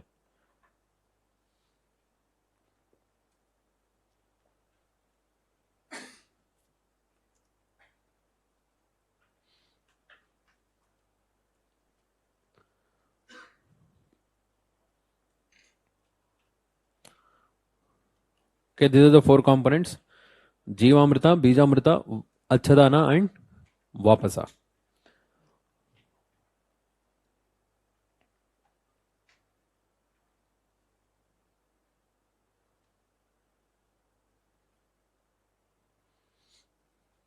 So Bijamrita is seed treatment, right? That is, before sowing, they treat the seeds in order to ensure faster germination, as well as a protection layer that they will not get impacted by the other diseases or something. Okay, so that is what is Bijamrita. Jeevamrita is जो soil nutrient enrichment के लिए. Okay, they use mixture of cow dung and all other preparations which they make over there. So Achadana is mulching layer.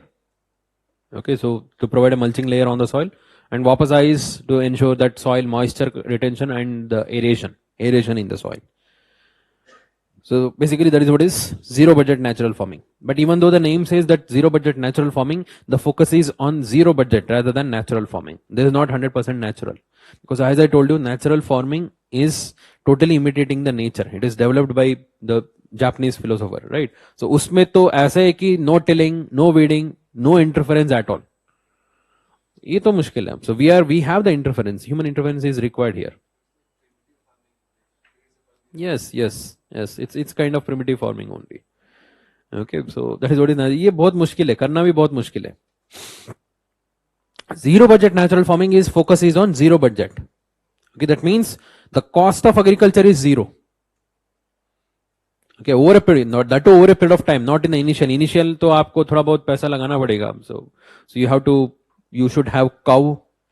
Okay, so at least 2-3 cows should be there. So for all the preparations, and some manual labor is also required.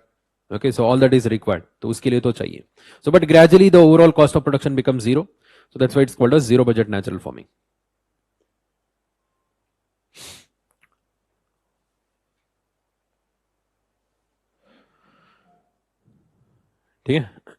Now, the National Mission on Natural Farming.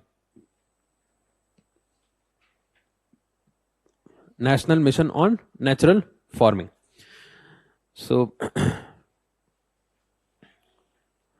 remember this, we have this National Mission on Sustainable Agriculture. National Mission on Sustainable Agriculture सुना था? कहीं पे सुना था? बताइए कहां पर सुना था? Yes. National Action Plan to Combat Climate Change. Okay, so National Action Plan, NAPCC. उसमें 8 मिशंस था, उनमें से एक मिशन ये है. ठीक है?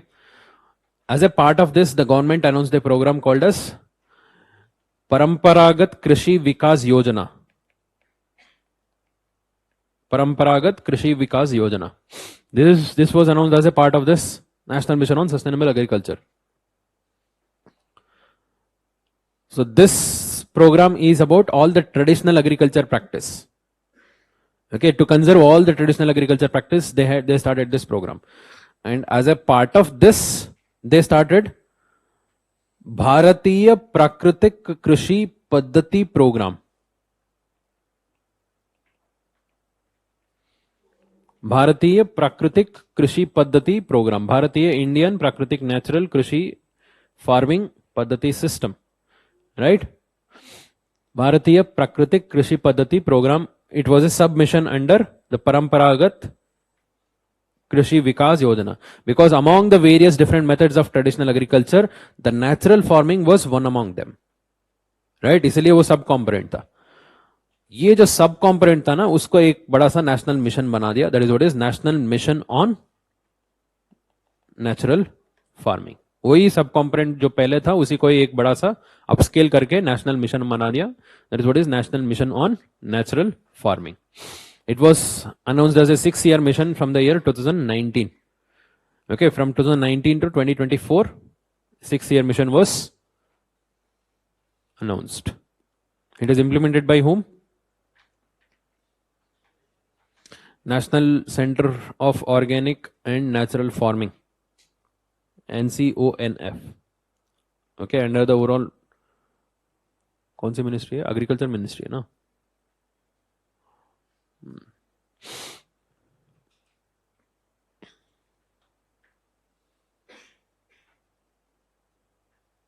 ठीक है. सो न्यूज ये है कि इसमें कुछ रिसेंटली एक पोर्टल अनाउंस किया है national mission on natural farming के लिए. Okay, so to educate the farmers about all of this entire mission and their programs and benefits. Okay, so बस वही न्यूज था. So you should know about this. अच्छा, ये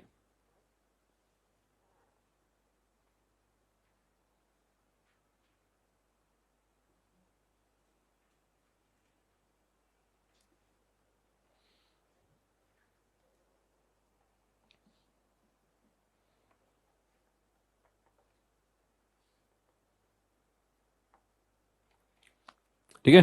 सो under the overall national mission we have this Paramparagat Krishi विकास योजना and उसका सब component ये है. उसी को ही अभी नेशनल मिशन बना दिया.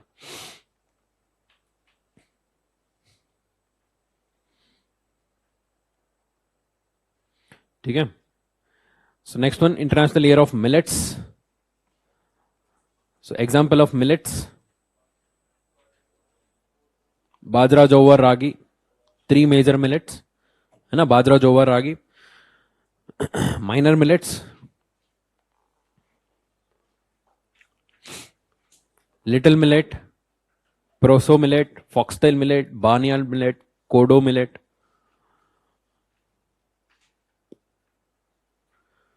सो ओवरऑल मिलेट्स में हमने सबसे ज्यादा सुना है इन तीनों का, बाजरा, जोवर and ragi.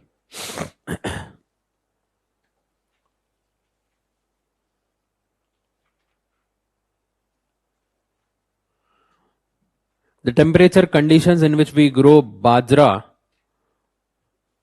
is around 30 degrees Celsius and that decreases to 20 degrees Celsius to ragi. However, for precipitation, it requires around 50 centimeters to 100 centimeters. Okay, bajra, jowar, ragi. This is temperature condition, this is precipitation condition. Bajra grows well in high temperature and lower precipitation. Jowar, moderate temperature, moderate precipitation. Ragi, low temperature, slightly higher precipitation. Okay, slightly higher, 80 centimeter भी चलता है. Okay, 80 से ऊपर चलता है. And इसको हम north to south भी रख सकते हैं. बाजरा is towards the northwest, Rajasthan, Gujarat. Jowar is central, Maharashtra, North Karnataka, Madhya Pradesh. Ragi is south, southern Karnataka, southern Andhra Pradesh and Tamil Nadu. Okay, that region. And they are very, very nutritious and they have very huge amount of health benefits, the millets. Okay. So ये सब तो पता है, अभी तो बहुत famous हो रहा है, बहुत जगह में बहुत महंगे में बिचता है ना. So at one point of time, so they used to sell this at a very low price because this was the staple food in many parts of India. So before they started to consume rice, rice wheat आने के पहले बहुत जगह में यही staple food था. So with the green revolution, the overall availability of rice and wheat increased and these crops got neglected. Okay, so अभी तो बहुत कम हो गया, तो इसलिए उसका प्राइस भी बढ़ गया, because they are highly healthy. ठीक है, so if you come to the southern part, okay, so particularly ragi is the most common staple food over there. So you will get ragi for like ragi flour, you will get for like 20-30 rupees per kilo. The same is available in Delhi for like 100 rupees. Okay, so that is what is the marketing, overall marketing. So and some amount of greenwashing is also involved here. So what is greenwashing? So labeling it's in such a manner that people will buy this thinking this is more eco-friendly. Okay, so eco-conscious create करके जो बेचते हैं ना, for example the same ragi, they sell it as organic ragi. So what is organic ragi? You don't need much of chemical pesticides or fertilizers for ragi production. Same is with bajra. So if you go to Rajasthan, so it is in a dry land, so where there's not much of precipitation, they grow bajra over there. So do you have organic bajra here? Okay, so that is what is millets, highly neglected. So that's why India had actually suggested, it has given the proposal to UN to declare 2023 as the International Year of Millets, and that was accepted, and now that has been declared. Okay, so that is declared by whom? FAO, Food and Agriculture Organization, has declared the year 2023 as the year of millets. Okay, बाकी सारा तो general है, आप पढ़ सकते हो. MSP मिलता है. Few of them they get MSP. Okay, particularly ragi and jowar also I guess. बाजरा के लिए भी है. ठीक है. So direct seeded rice, this system was on experimental basis. It was introduced in Punjab in few of the regions. So now the farmers are totally rejecting. So इसलिए news में है. So what is this direct seeded rice? So we know that normal method of growing rice through transplantation. So what do you mean by transplantation? You see, if this is the actual rice field, so we don't directly sow the rice here. We will develop a small nursery here. Okay, where we sow the seed in a separately prepared bed. Okay, so as the rice sapling comes out, you know, so once it comes out, we will remove that saplings and we'll transplant into the open field over there. And during that, we keep the entire field flooded with water. Okay, stagnant water se rakhte, and in that stagnant water we plant this. That is what is transplantation, normal method of growing rice. Why do we use this stagnant water? So to reduce the weeds. Okay, so in stagnant water the weeds will be less, so the overall production will be higher. So but because of that there are various disadvantages. Salinization of the soil, very good. Then depletion of water table, good. Then yes, methane production, most important. Okay, so huge amount of methane is released due to anaerobic respiration at the roots, जो submerged condition में होता है ना, because of that. Now there are few alternatives to that normal transplantation method. So one of the alternative is system of rice intensification. Okay, so you might have heard about this. So what is this? System of rice intensification. They use the same method. Transplantation यहाँ पर भी होता है. So but they transplant much earlier. Okay, so here normal transplantation they wait for the sampling to come out faster. मतलब थोड़ा बहुत बड़ा होने के बाद में transplant करते हैं. So there they transplant much earlier so that the root shock is lesser. When transplanting, so they get easily adapted here. Second, they don't use this stagnant water. Stagnant water use नहीं करते. So water is supplied in a very controlled manner. जितना चाहिए उतना ही produce करते हैं. Okay, so weeding is done manually over there. Okay, there proper method of weeding is used over there. So वो थोड़ा बहुत training चाहिए उसके लिए. So हर जगह में implement नहीं हो सकता है, but बहुत जगह में हो रहा है. So it is used in Odisha. It's also used in Tamil Nadu. Okay, Tamil Nadu में भी use में. Originally ये आया था कहाँ से? Madagascar. ठीक है, that is what is system of rice intensification. So there is also third method. So that is the direct seeding method. Okay, direct seeding में क्या करते हैं? We don't transplant at all. So directly field में ही seed मतलब sow कर लेना. So and again they also don't use this standing water here, right? So but the issue is that when you directly sow here, the rate of germination will be lesser, slightly lesser. So that requires higher amount of seeds. than the normal transplantation methods. Okay, it requires higher amount of seeds.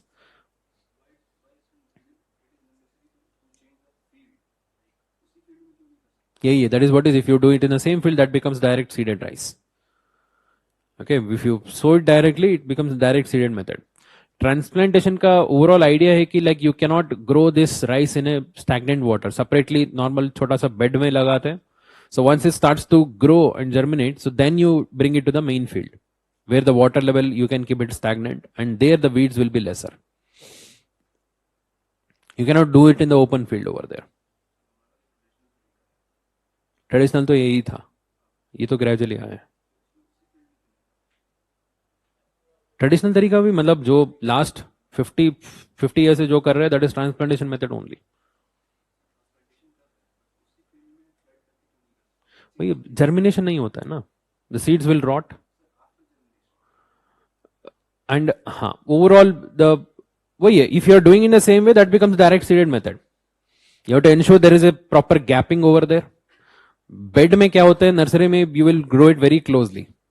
Okay, so you don't need proper gapping. Once it starts to grow, then it will take more time, more space, right? So there you will bring it onto the field.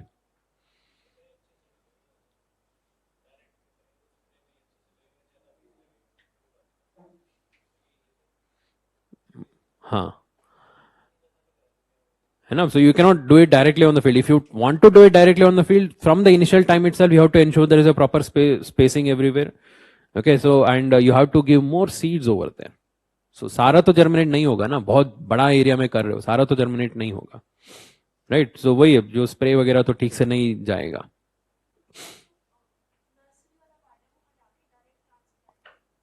Transplant ही नहीं है, directly field में ही हाँ कर देंगे. Yes, that is what is direct seeding method. So what are the advantage and disadvantage? So transplantation के लिए आपके लिए लेबर बच जाएगा, राइट? You will save the labour, and there is a early crop maturity. So because when you transplant from the bed nursery to here, so it has to adapt, मतलब थोड़ा बहुत change होगा ना, root shock बोलते हैं उसको. दोबारा वहां से लेके यहाँ लगा दिया, थोड़ा बहुत time लगेगा, and there is more efficient water usage here and less methane emission because you are not going to use much of stagnant water here. So issue is you require more seed, right? And proper leveling is required, so that will extra cost.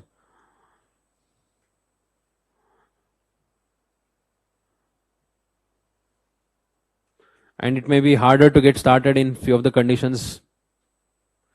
So that is what is direct seeded method. Direct seeded method.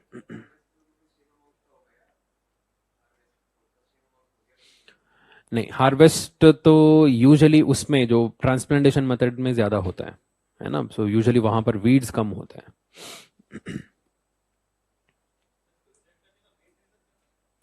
वही production कम है, and इसके लिए specifically training चाहिए आपको. Okay, the farmer should be properly trained to do this method. You know, so the people have been following that for a longer period of time. You know, higher levels of production, easier to do.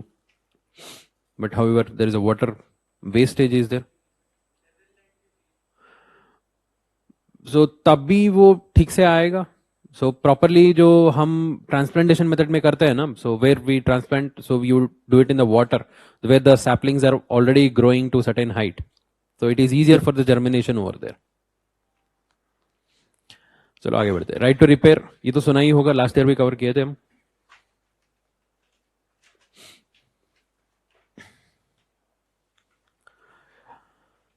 So what is this right to repair?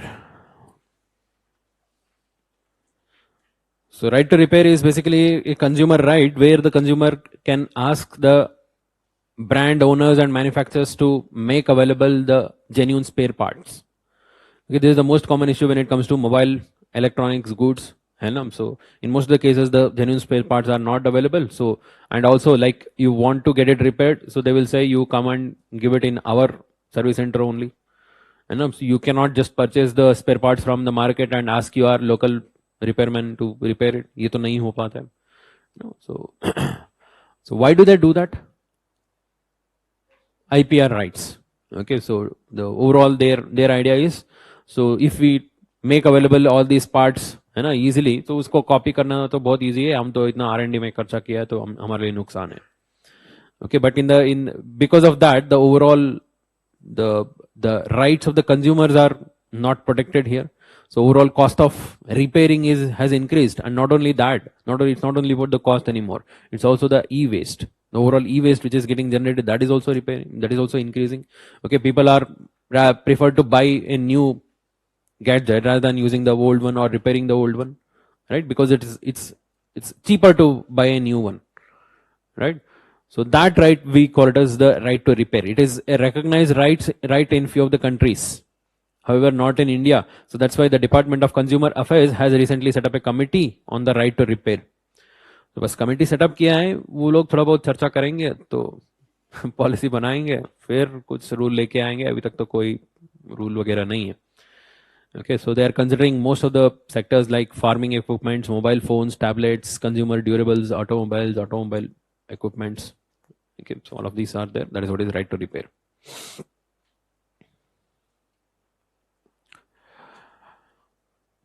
So Dam Safety Act भी पुराना है, ये भी पुराना है. So recently news में इसलिए है कि so मुल्ला पेरियार डैम के context में Supreme Court had made this statement. So about the Dam Safety Act. So what is this Dam Safety Act? In India, most of the dams and reservoirs are operated by the respective states. Okay, whoever has constructed that, they operated, or if the two states have jointly constructed it, so based on the agreement which they have made, so they have these the rights of operation. For example, Mulla Periyar Dam. So Mulla Periyar Dam is a dam located in Kerala. Okay, it is a dam located in Kerala, and it is on the river. Which river? Periyar River. But the dam is managed and operated by Tamil Nadu government. Okay, Tamil Nadu government operate करता है. Why is it so? Because there was an agreement during the British Madras presidency के time में agreement था. So the Raja of Travancore had made an agreement, so it given the rights to them. ठीक है? The same was the case with respect to Kaveri River also. So what was the dam? KRS, Krishnarajasagara Dam. So that is in Mysore. Okay, that was also constructed during the British time in 1924. So that time they had made an agreement. The Mysore presidency had made Mysore princely state had made an agreement with the Madras presidency, saying that they will not alter the flow of water. Okay, even after constructing the dam, so they said they will release the same amount of water. Okay, so like that, ये पुराना British time का ही झगड़ा अभी continue हो रहा है. ठीक है? So at least KRS तो 50 years का agreement था. So Mulla Periyar to they have made agreement for 999 years, 999 years. So Mulla Periyar Dam is a very old dam, and it is in Kerala and it is operated by Tamil Nadu. Okay, so वहाँ से actually पानी थोड़ा सा divert होता है. So the water gets diverted and a part of it flows towards Tamil Nadu. So that was the main purpose where they constructed dam. The river was flowing in this direction. Okay, so okay, the river was flowing in this direction. So there they constructed a dam. Okay, this is Arabian Sea. The Periyar River drains into Arabian Sea, right? So upper reaches में we लोग block कर दिया, and a part of it they use that water to divert towards the east. Okay, so eastern side में जाके, so Tamil Nadu का portion को, so to supply the water, they had made this dam. So now the problem is this is a old dam. And it is in Kerala, and Kerala government तो they are saying कि ये तो बहुत पुराना dam है, तो इसको ज़्यादा पानी स्टोर नहीं करना है, so we cannot store more water, तो इसको या dismantle कर दो, so या low level पे maintain कर दो. So that is what is Kerala government is saying. So Tamil Nadu government is saying नहीं नहीं ऐसे कुछ नहीं कर सकते, हमारे लिए पानी कम हो जाएगा, है ना? And they give the example of this oldest dam. कौन सा डैम है? So it's in Arthan Dam ही है. So they have this dam in Tiruchirappalli, Srirangam. Kallanai. Okay, Kallanai. This is 1,000-year-old dam. So they are saying हम तो 1,000-year-old वाला ही operate कर रहे हैं, तो अभी 100 years हुआ है. ठीक है? So with that, so that entire thing was going on. तो government ये सब देख के तो एक law लेके आ गया था. That is about the Dam Safety Act of 2021. So based on this, the overall the surveillance, inspection, operation, and maintenance of dams, all these जो भी functions होगा related to dam, so they are going to regulate through this the provisions of this act. For that purpose they have established two bodies. One is National Committee on Dam Safety, so overall body which will give the policies or the rules in this context, and there is an authority called as National Dam Safety Authority, which will be the executive body to control and operate the dams in India. So they will be the one who will take a call how much water to store, how much water to release. Okay, so so supreme court recently बोला था, तो उस act के अंदर ये जो body है, उस बॉडी को कब लेके आ रहे हो आप लोग? एक्ट तो पास कर दिया, सो क्योंकि बॉडी एस्टेब्लिश करने के लिए गवर्नमेंट का नोटिफिकेशन चाहिए ना, सो the government has not brought this body yet, so saying that ऐसे वाला बॉडी लेके आ जाओ, वो लोग अपने काम देखेंगे, सो हम अपने काम कर सकते हैं. सो बार बार लोग सुप्रीम कोर्ट नहीं आएंगे. So but still if it is a statutory body, तो still so it will do its overall function. हाँ, बट ये तो SLP है ना, स्पेशल पिटिशन से जाएंगे लोग.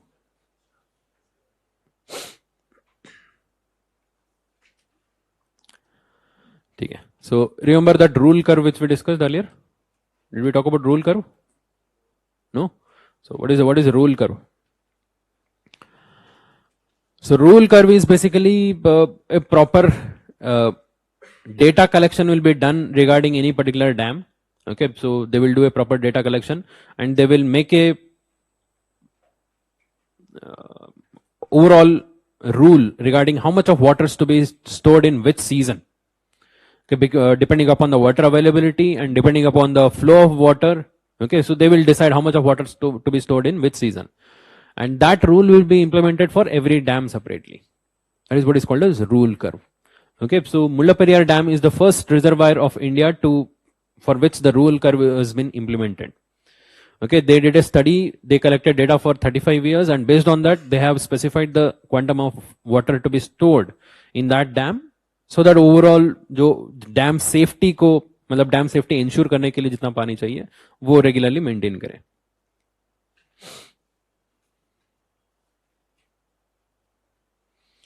So few of the other projects which are in news. Okay, these are some things which you just have to remember. Kwar hydroelectric project. इसके ऊपर direct questions आते हैं. Okay, where is Kwar?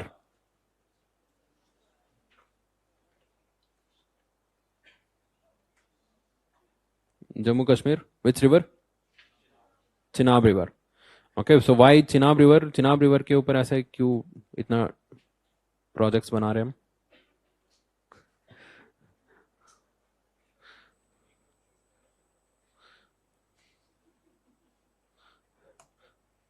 So ये सब जो भी projects होगा ना, they are all run of the river projects.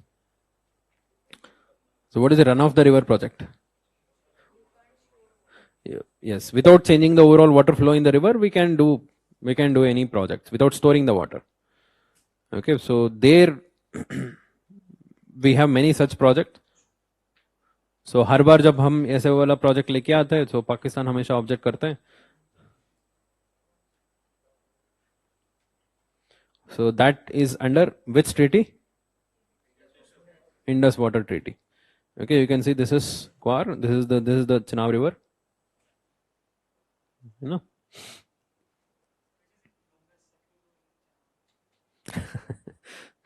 ये तो यूपीएससी के हिसाब से तो सतलज, लॉन्गेस्ट तो सतलज है. The question is which one is longest. The question is which one is the main tributary, है ना. तो in NCERT it is given as Chenab. So among the 5 rivers of Indus, the main tributary is Chenab. It is given in NCERT, but UPSC answer has been given as Satluj. हाँ, तो UPSC बोला तो उसी के हिसाब से जाएंगे. ठीक है. So as per the Indus Water Treaty, the upper 3 rivers Indus, Jhelum, Chenab to be utilized completely by Pakistan and Ravi, Bias, Satluj to be completely utilized by India. Okay, so हम तो पूरा utilize कर सकते हैं.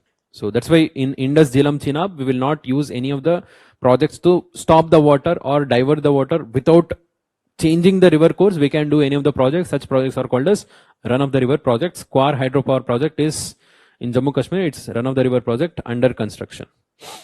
ठीक है. So Chenab. उसके अलावा so 3 और projects है. These all 3 are in Arunachal. Okay, so one is Upper Siang multi-purpose storage project, Upper Siang, which is the Siang river. Brahmaputra itself is called as Siang river. Okay, so Arunachal में इसको Siang बोलते हैं. Upper Siang multi-purpose storage project in Arunachal, Brahmaputra river. Dibang Hydel project. What is Dibang river? It's a major tributary, left bank tributary of Brahmaputra. Okay, that's Dibang Hydel project. It is designed as the world's tallest concrete gravity dam. Okay, under construction. And this project is located at the confluence of Ashupani and Dibang river. Okay, Ashupani is the tributary of Dibang, and वहां पर है Dibang Hydel project. Fourth, Etalin hydroelectric project. This is also in Arunachal. Dibang river का है.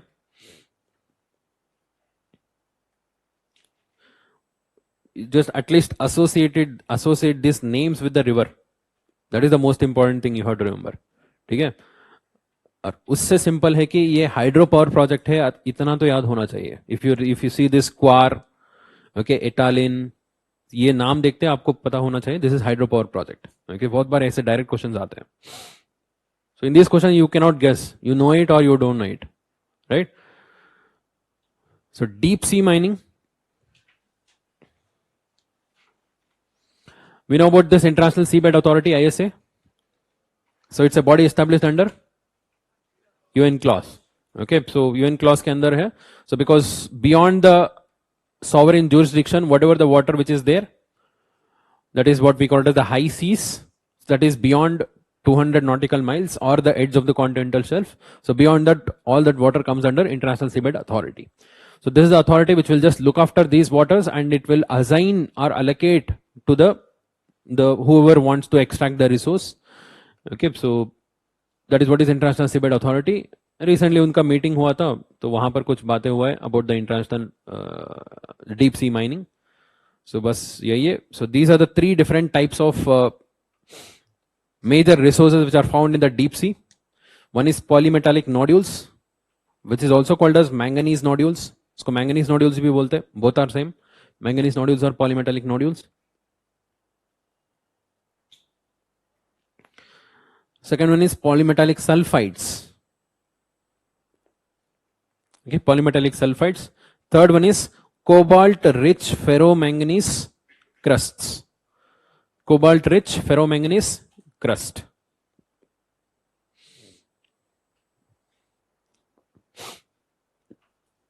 इसमें सबसे famous तो यही है, polymetallic nodules. These are like small ball kind of structure which is found on the oceanic floor. These are all the metallic aggregates and majorly dominated by manganese. That is why they are also called as manganese nodules. Okay, so along with manganese, we also find iron, okay, copper, gold, silver, nickel, cobalt. बहुत सारा metals यहाँ पर है. ये सारा metals कहाँ से आए? कौन रखा है यहाँ पर? The river sediments and all the other different types of sediments derived from the land, because all the sediments which come into the ocean, a part of it which is capable of undergoing the dissolution, they get dissolved. Rest, most of the metallic mineral which will not get dissolved will get deposited, gradually suspend होके नीचे गिरेगा ना. So that over a period of time accumulates and becomes these nodules. ठीक है. So few other projects, river projects which are in news. ये तो important है, कलसा बंडूरी. Where is this?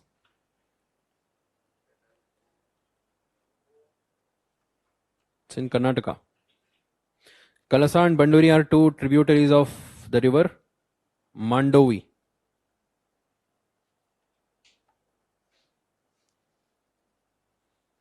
Okay, Mandovi river, you might have heard about it, which is also called as Mahadai. Okay, so it's approximately ऐसे आता है. It comes from here, from Karnataka, it enters Goa. Okay, approximately somewhere like this. So it has two tributaries. One is Kalasa, another one is Banduri. ऐसे. So Karnataka government had this project of diverting the water from these two rivers and connect with another river which flows in this particular area. Okay, यहाँ पर एक और river जाता है, यहाँ से थोड़ा सा कलसांड बंडोरी का जो पानी है उन दोनों को यहाँ पर डाइवर्ट करने का प्लान था. So because Mandovi river is a west flowing river and huge amount of water goes waste into the Arabian Sea, waste in terms of not being utilized for the agriculture purpose, right? So for that purpose they had planned this project which is called as Kalasa Bandori Nala project, okay, through constructing the canal. So that is being objected by Goa. Okay, बोल रहे कि like यहाँ पर पानी कम हो जाएगा, मांडोवी में पानी कम हो जाएगा, so and it may disturb the river ecology, which is a genuine concern over there. So, but they want to supply drinking water to this entire region. This entire North Karnataka, they have very less water availability because it's part of this rain shadow region. Okay, Western Ghats का rain shadow region में आ जाता है ना. So there, this river, ये कौन सा river है? Malaprabha. Okay, Malaprabha river. So they want to increase the water availability over there. So that project, long pending project, recently the central government has given the approval. So then Eastern Rajasthan Canal project, So there is this larger project which is going on. That is Eastern Rajasthan Canal project, which is part of this interlinking river project. So to implement the interlinking of rivers in India, we have a special committee, that is Special Committee for Interlinking of Rivers. So that was established in 2014. Supreme court भी बोला था ना, central government को बोला था, तो आप लोग देख लो थोड़ा सा ऐसे इंटरलिंक करके वाटर इशू सॉल्व कर सकता है तो. So then the government had established this committee and on case to case basis it will study the river linking projects and it will give the approval. So so in Rajasthan, in Chambal basin, they are planning for interlinking of these rivers. Okay, 3 rivers particularly in this particular segment. कौन सा है? Parbati, Kalisin and Chambal. They are planning to interlink that. So recently they have got the approval for this. So बाकी reports है, reports में important वाला बता देता हूँ, देख लो एक बार.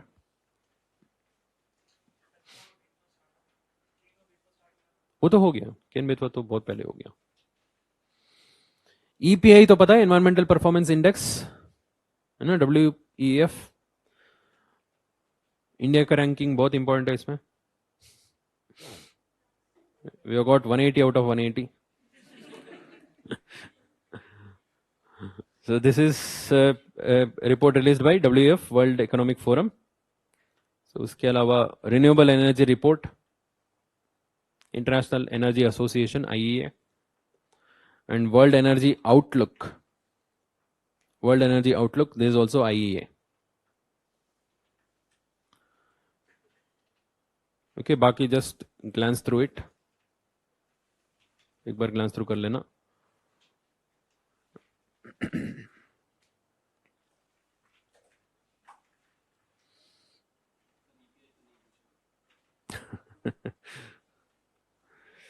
ठीक है, let's take a quick break and finish the rest of the things faster.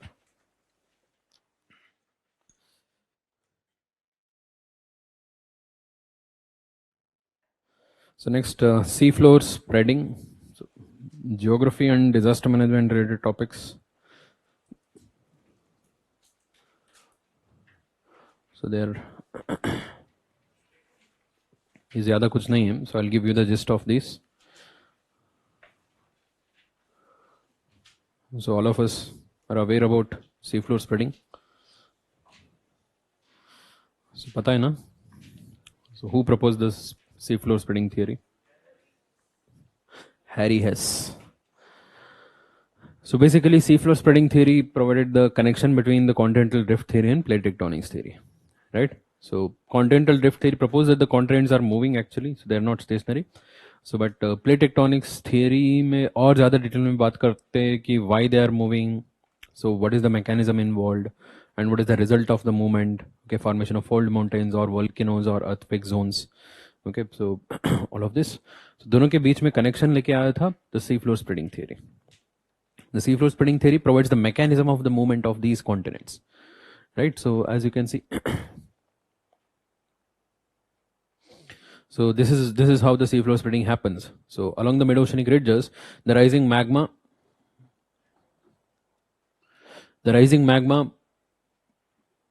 along in this part rises and pushes both the plates apart and creates new plate material on both the sides.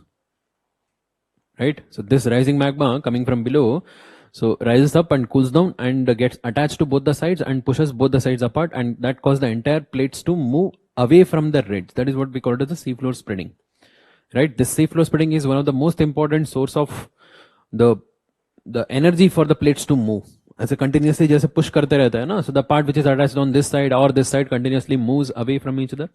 That is what is we call it as the seafloor spreading theory, right? So one of the recent report has said that the rate of movement of the seafloor has slowed down 35% globally. Just study hai, research hai, so not a fact. Okay, based on few of the evidence, they come to this conclusion. Okay, so please don't use it in your geography answers. So ऐसे वाला जो statements होता है ना, so बहुत time लगता है establish होने में, ना, it will take time. So because they are saying that the overall changes in the mantle convection is happening and the growing mountain chains that moves slowly, so over a period of time, and the reason which they are saying is the slow in the rate of spreading of the East Pacific rise. And the East Pacific rise is a ridge which is there between which two plates? Nazca and the Pacific plate. उन दोनों के बीच में East Pacific rise. So it is saying that is where the overall slowdown has happened. तो उसके वजह से global slowdown हुआ है, ऐसे कुछ report आए हैं. So बस. So otherwise we all know about seafloor spreading theory. I hope you have studied in detail about that. So next La Nina. So this is also part of oceanography. So this is the third time that the overall La Nina situation has prevailed. So what happens during La Nina? For that you have to understand what is El Nino.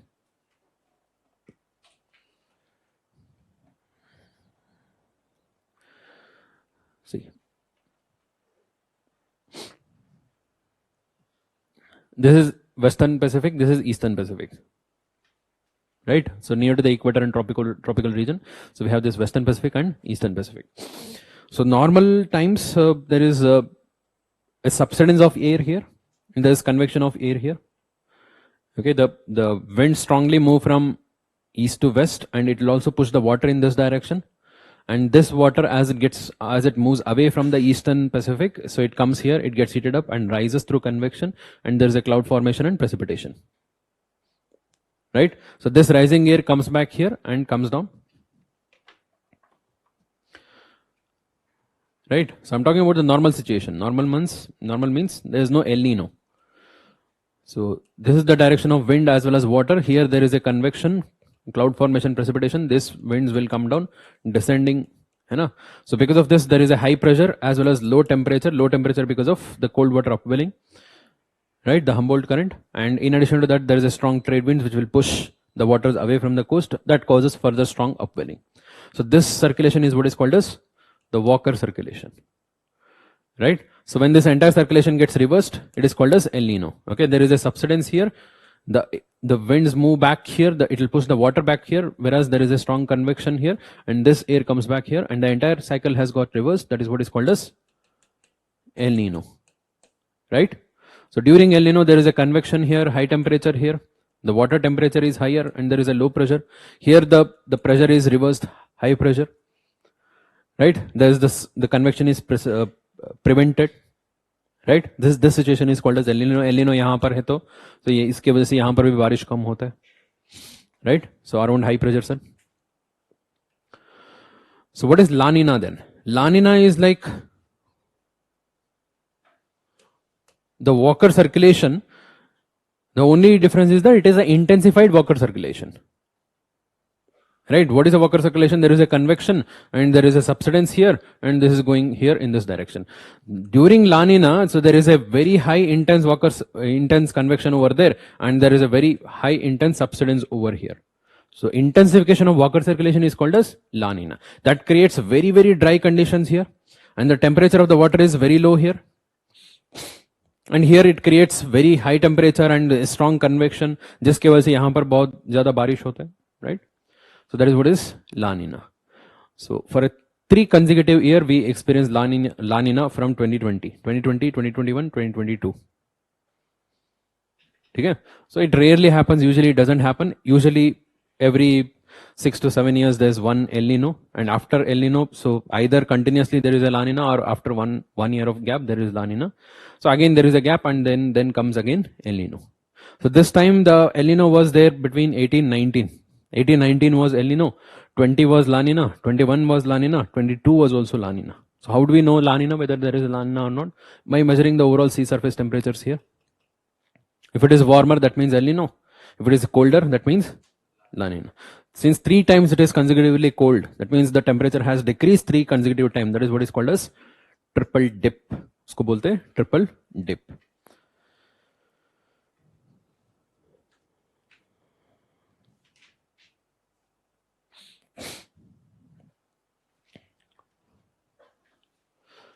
So Karakoram anomaly. What is Karakoram anomaly? El Nino? अभी तक पता नहीं. So we're not sure what causes El Nino. Only thing we know is the weakening of trade winds and the shifting of ITZ to the south of equator. That causes the weakening of trade winds, and trade winds, once they get weakened, the water which continuously move towards the west, it stops. So what causes the weakening of trade winds? What causes the ITZ to shift down? So we're not pretty sure about that. Floods. Line. Overall the precipitation was higher, and there is this sudden, जब भी sudden बारिश जब होता है तो कभी भी flood हो सकता है, कहीं भी फ्लड हो सकता है. ठीक है. So what is this Karakoram anomaly? So this is Karakoram range, right? So this is the Great Himalayas. Okay, यहाँ पर है हमारा Great Himalayas. So there is Great Himalaya. So there are many glaciers in Great Himalaya. So but this Karakoram range, which is part of our Trans Himalayas, the Himalayan range which evolved much before the Great Himalayas. So there are a large number of glaciers. Okay, in fact this is much more continuous and longer than the Great Himalayan glaciers. ये बहुत बड़ा size का है. For example Siachen glacier and Baltoro glacier, ये सब बहुत बड़ा बड़ा साइज का है. So whereas the Himalayan glaciers are continuously melting and they are retreating, some of the glaciers in Karakoram, they were not melting, rather they remain stable or their size was increasing. So that was called as the Karakoram anomaly. So one of the recent report which came out recently, it has suggested that the increased amount of precipitation in the region is the reason behind the increase in the size of glaciers over there. Because whenever there is a higher precipitation, it feeds more water and the water freezes and causes the increase in the size of the glaciers, saying that the overall variation in the global precipitation pattern and the pressure pattern has caused higher amount of precipitation during western disturbance. Right? Western disturbance क्या होता है? The disturbance from the Mediterranean region brought towards India by the jet streams. Which jet stream? Subtropical westerly jet stream. These jet stream brings the precipitation moisture conditions over there, and that drops it here and causes the precipitation here in the northwestern part of India. So because of the global pressure variation, of course the precipitation pattern would also vary, and the study says that the overall change which we are seeing is due to the variation in the western disturbance. Overall. So they have studied for some time, and then they have come out with the report.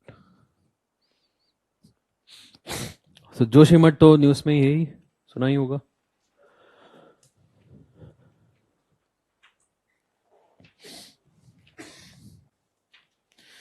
So where is our Joshimath? कौन से state में? Uttarakhand.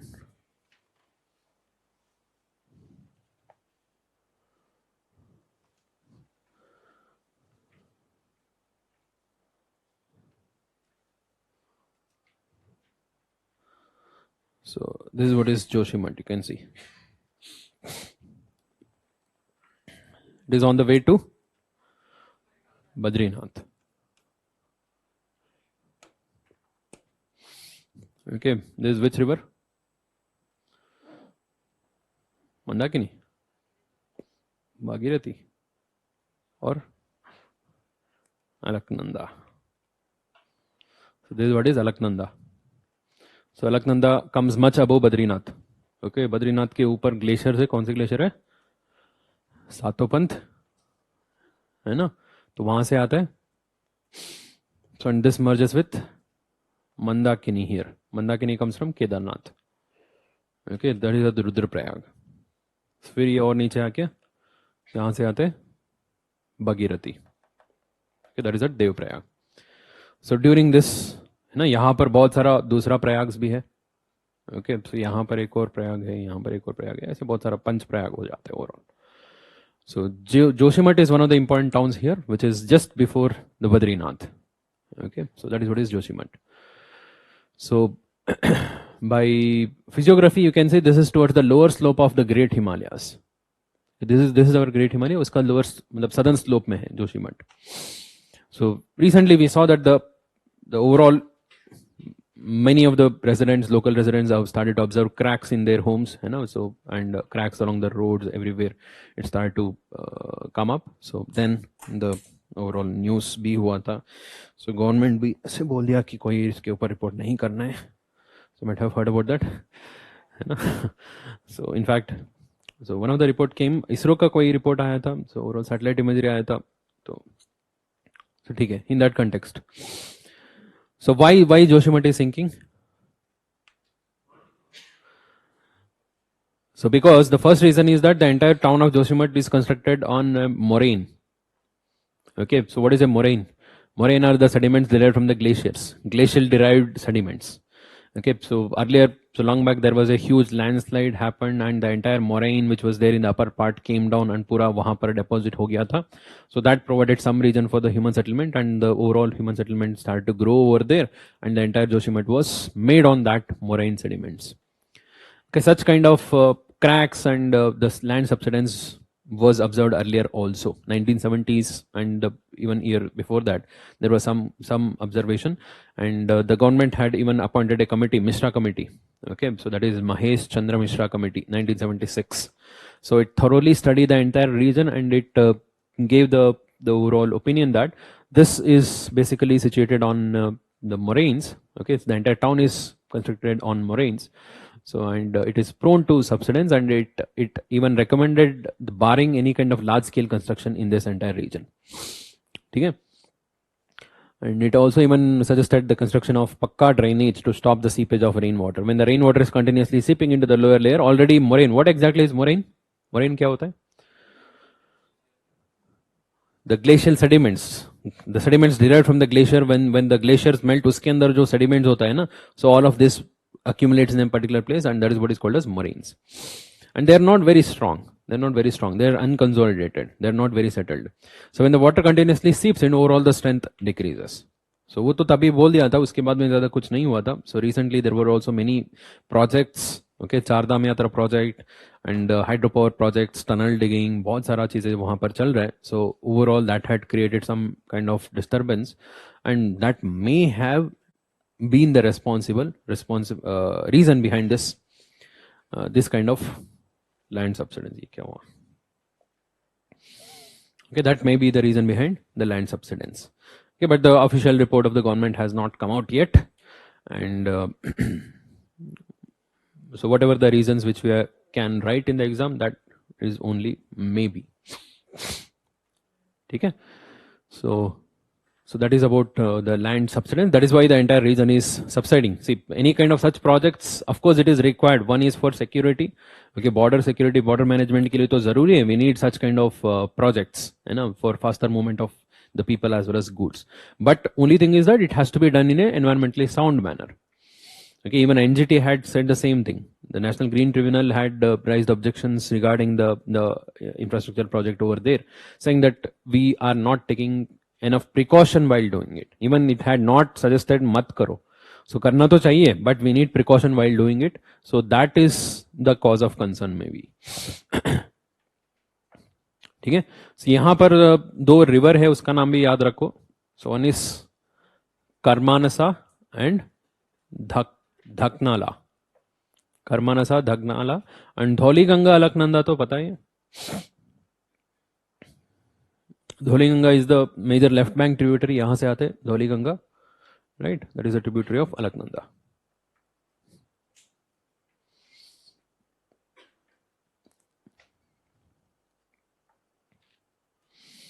So next one, cyclone Asani.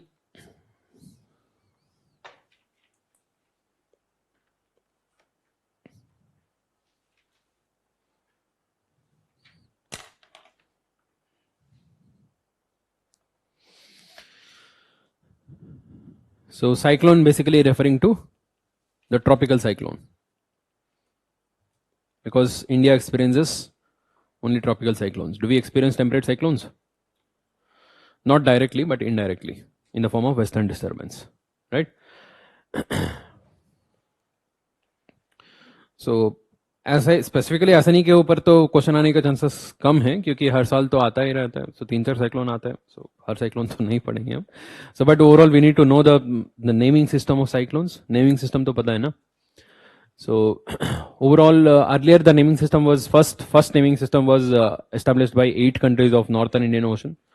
Okay, so there were total of 8 countries, and each of the 8 countries recommended 8 names each. ऐसे एक matrix बना दिया था हमने. ठीक है, there are total of 8 countries, and each country recommended 8 names each, and we arranged that in a sequential order. Okay, for example, and the countries were arranged in an alphabetical order. For example, starting from Bangladesh, right?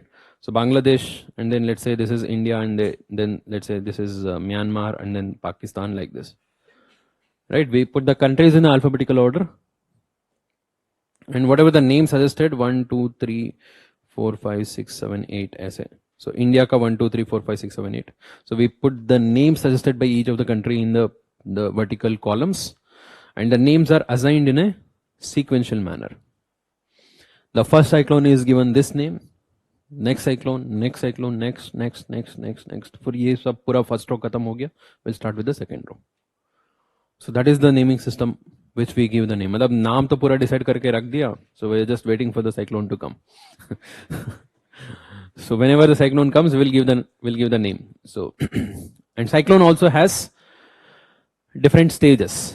7 stages in the cyclone. What are the 7 stages? Material में दिया है देखो. It starts from low pressure.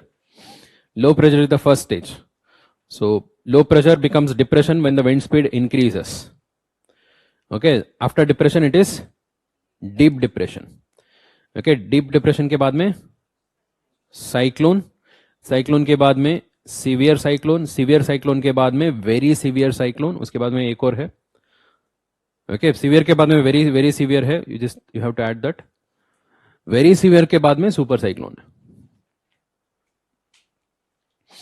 Okay, very severe is 170 to 220. And finally it is super cyclone. So depending upon the wind speed. And the name cyclone is given at the cyclone stage, cyclonic storm. That is when the wind speed crosses 62 km per hour. We don't give a name to low pressure, depression, deep depression. ठीक है, they will not be given the names. मतलब cyclone का भी अपना थोड़ा बहुत इज्जत चाहिए ना. ऐसे कोई छोटा मोटा डिप्रेशन को नहीं देंगे नाम. So who gives the name? The Regional Specialized Meteorological Center of WMO. Okay, this is जो RSMC है ना. This is WMO's regional centers. It is located in New Delhi. So when the wind speed crosses that particular stage, so the name is assigned. So this 8 cross 8 तो 2018 में expire हो गया था, 2019 में expire हो गया था. So सारा नाम तो खत्म हो गया. फिर दोबारा दूसरा मैट्रिक्स बनाया, and this time 5 more countries also participated. So right now we have 13 by 13 matrix.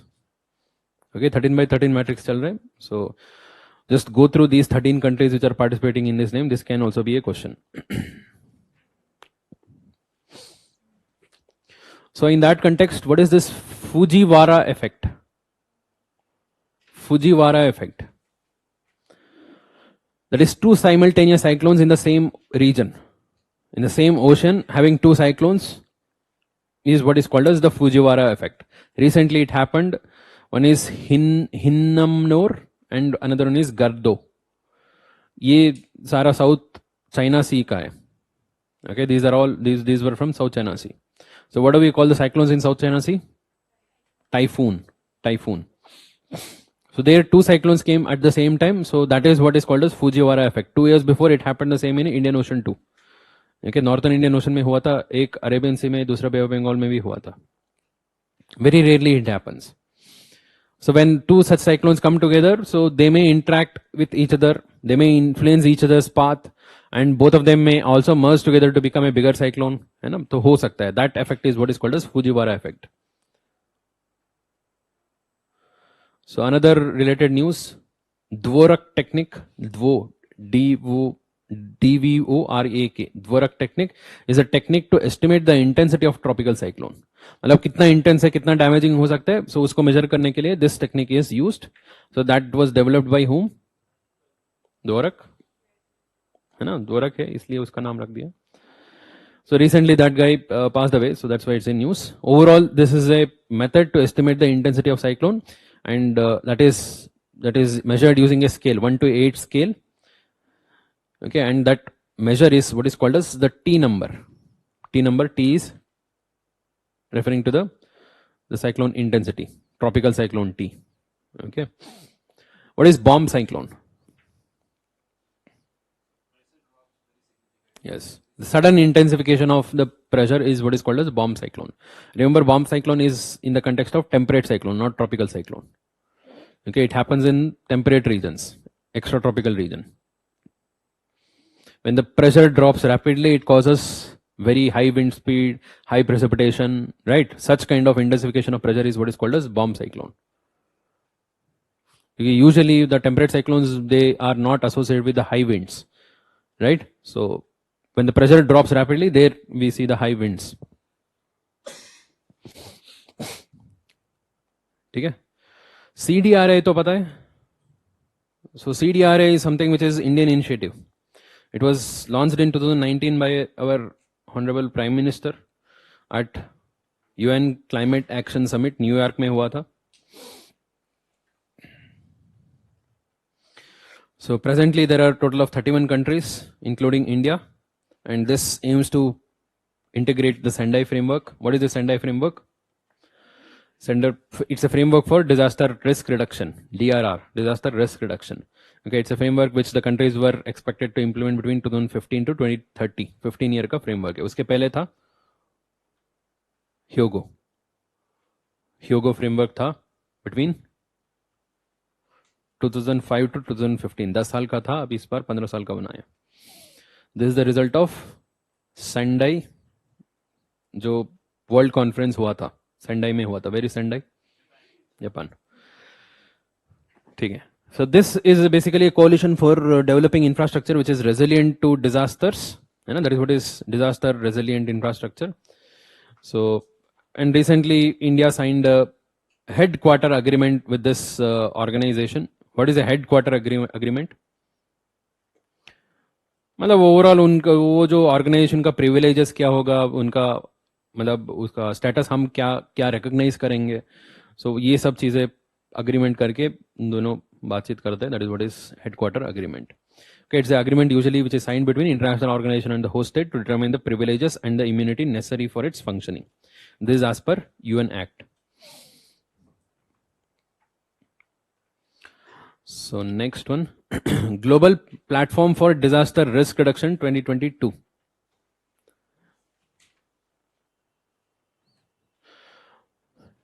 So disaster risk reduction सुनते ही आपको you should be able to recollect, that is Sendai.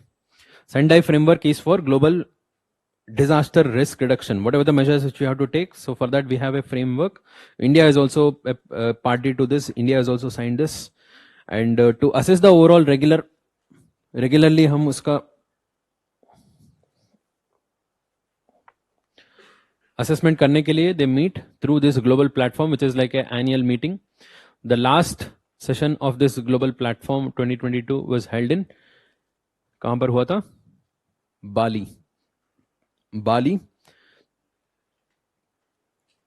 That resulted in Bali Agenda for Resilience.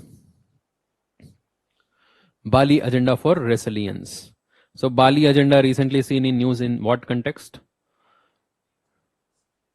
Disaster risk reduction. So question ऐसे आ सकते हैं, ठीक है. सो G20 भी था, हो सकता है. फिर दोनों आंसर हो जाएगा फिर. सो एंड जो भी सेंडाई रिलेटेड फ्रेमवर्क हो गया, डिजास्टर रिस्क रिलेटेड फ्रेमवर्क हो गया, who implements this? UNDRR. Okay, that is UN Office for Disaster Risk Reduction. This is the nodal agency. And other recent disaster related news. Earthquake observatory. Observatory is not important. This is not first. This is 153rd of such observatory. Location is important. कहाँ पर establish हुआ है? उधमपुर. उधमपुर में establish हुआ है. Udhampur location important है. कहाँ पर है उधमपुर? जम्मू एंड कश्मीर.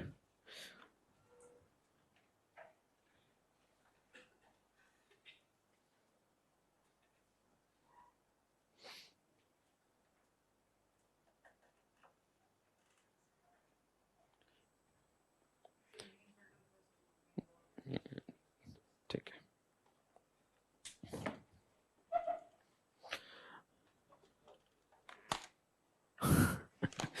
तो नेक्स्ट क्लास जितना भी होगा आज ही होगा.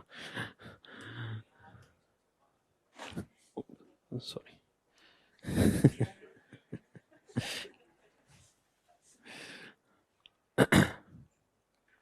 ठीक है. So this is the Great Himalayas, right? So this is the Great Himalayas,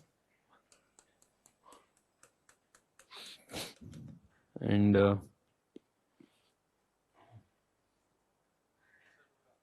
this is Middle Himalayas. This is Middle Himalayas. Okay, this is all part of Great Himalayas. So and this is Sivalix. You can see. This is Sivalix. Right? So between the three parallel ranges, there are fault zones. Okay, यहाँ पर एक fault zone है, यहाँ पर एक fault zone है, और शिवालिक के बाद में भी एक fault zone है. And in fact, between the Great Himalayas and the Tibetan Plateau, there is a fault zone. There are 4 fault zones, right?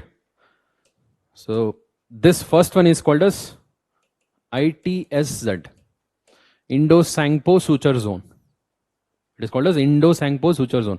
मतलब दो folding layer के बीच में जो discontinuity रहता है ना, that is called as the fault zone. So between the Great Himalayas and the Tibetan Plateau, we have Indo-Sangpo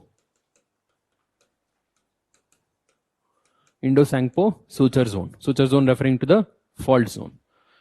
So between the Great Himalayas and Middle Himalayas, we have Main Central Thrust, MCT. Okay, between the Great Himalayas and Middle Himalayas, Main Central Thrust. And between the Middle Himalayas and Sivalix, we have Main Boundary Thrust, MBT. And between the Sivalix and the plains, we have MFT, Main Frontal Thrust. No, I'll do one thing. I'll just draw it separately.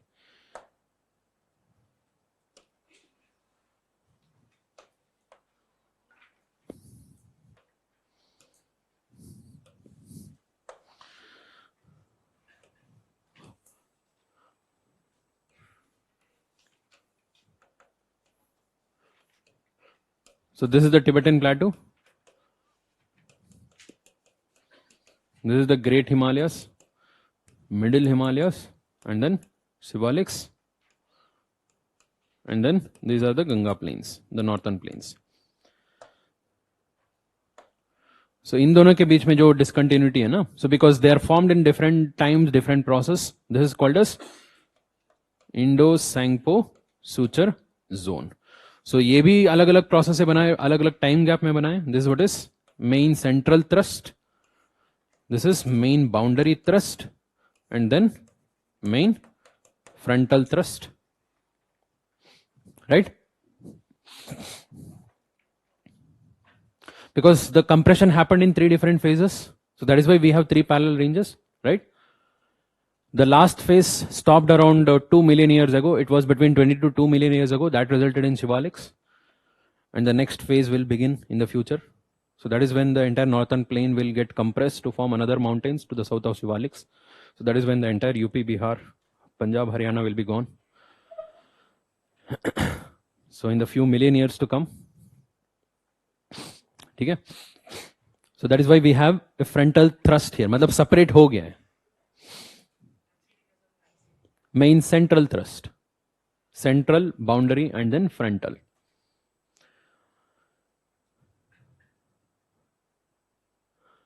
So Udhampur तो इन दोनों के बीच में आता है, MBT और MFT के बीच में आता है, यहाँ पर है Udhampur. So that is why it is easier to monitor.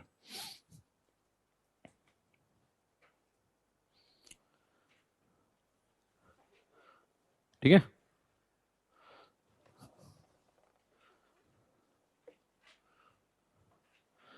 So what is this derecho?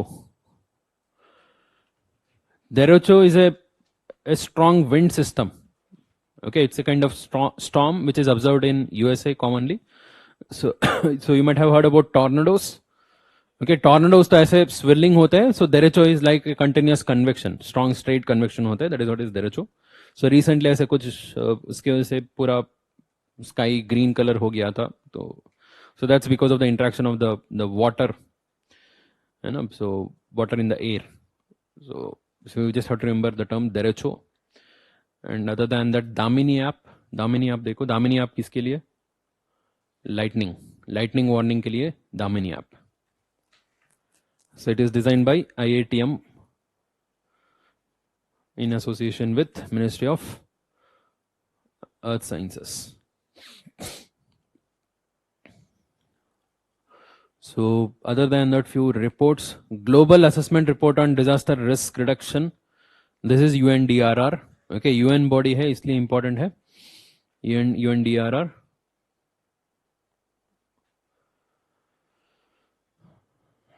और है. So मामलू केव तो सुना है ना? ये कहाँ पर सुना था? Meghallian age. So which is the present epoch? Epoch कौन सा है? In which epoch we are living? Holocene. Holocene is the present epoch, right? So which is the present eon? Eon कौन सा है? Phanerozoic eon. Okay, Hadean, Archean, Proterozoic, Phanerozoic. We are in the Phanerozoic eon right now. Okay, so then eon के बाद में era. Okay, era कौन सा है? Cenozoic. Okay, Paleozoic, Mesozoic, Cenozoic. We are currently in the Cenozoic era. And which period? Quaternary period.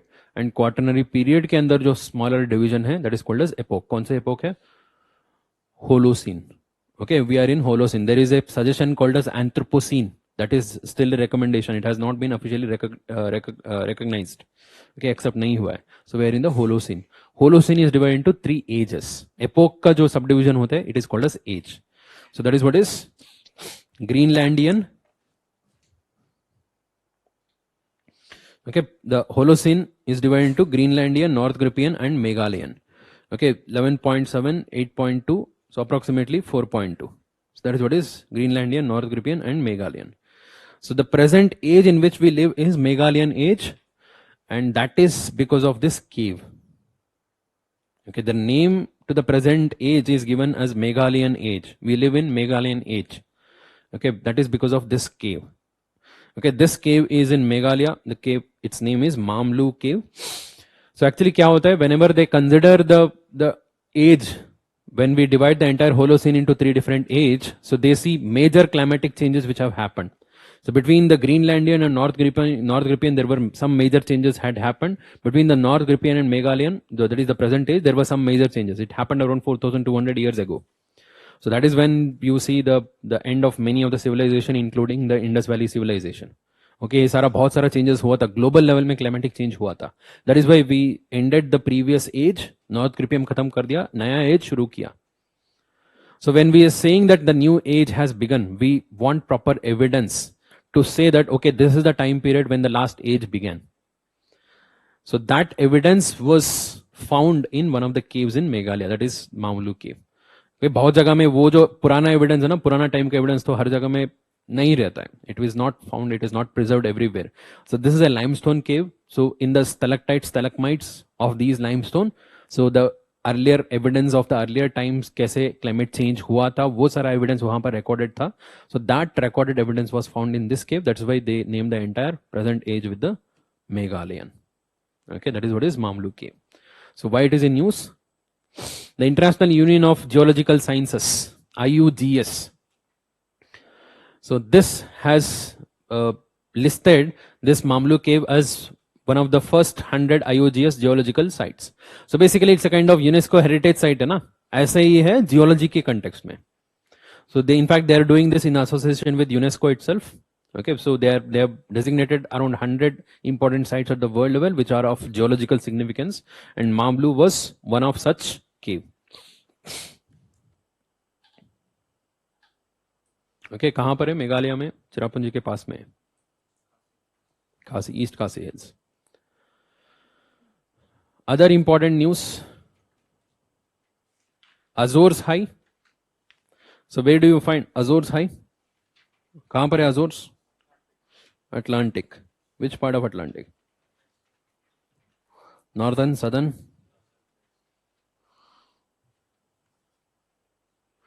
The subtropical Atlantic in the northern. Okay, this region. यहाँ पर subtropical region है ना. So 30 degrees latitude जहाँ पर चलता है ना, यहाँ पर Azores Island है. So based on this region is usually what is called as the Azores High, because usually the pressure remains high here because they come under the subtropical high pressure belt where the air is descending downwards.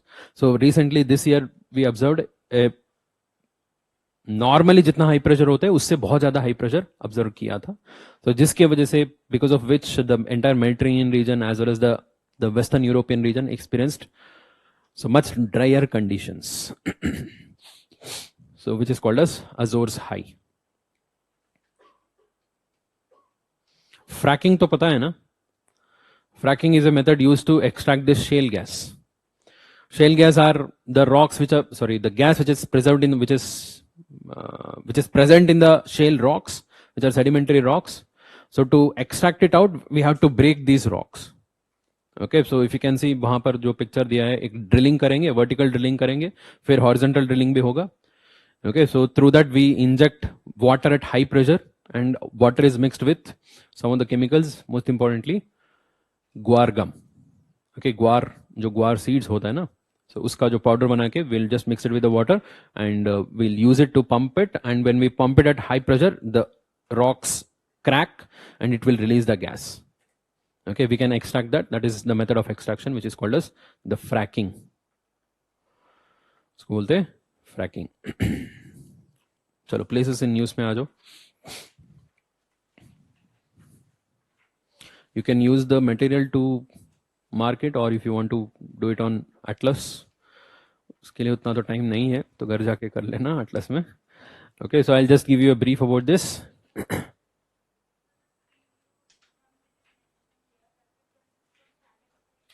Yes, part of the stalactite stalagmite. So where is this Bunny grasslands? Gujarat.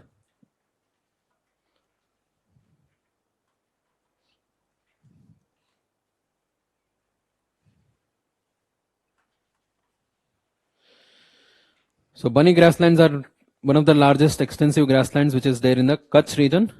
Okay, तो यहाँ पर होता है Kutch region, Bunny grasslands.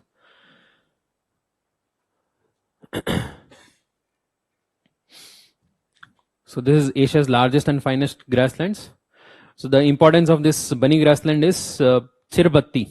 सुना है Chirbatti? So Chirbatti is a phenomena which during the night time you see lights coming out. Okay, ऐसा लगता है कि grassland से ऐसे हवा में fire आ रहा है. The fire is coming out through that. So that lights which we observe during the night time is called as Chirbatti.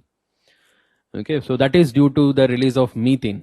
Okay, methane release की वजह से वो ऐसे लगता है. सो दैट इज द बनी grasslands. Fermentation, overall organic content जो नीचे है, so over a long period of time वहां पर होगा, रिजर्व्स होगा, उसकी वजह से रिलीज होता है. So the government is planning to protect this grassland, इसलिए है. And second one is Morbi. Morbi तो सुना था. Okay, there was a bridge which collapsed. Okay, that was Morbi. And the river is important. कौन सा रिवर है? Machchhu river.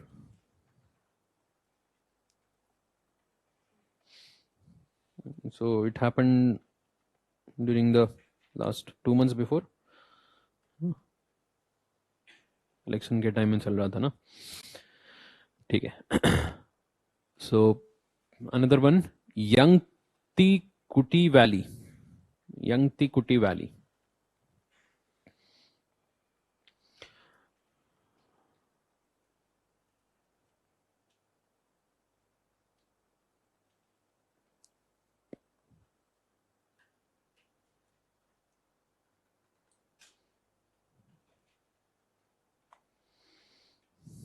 Not able to find it.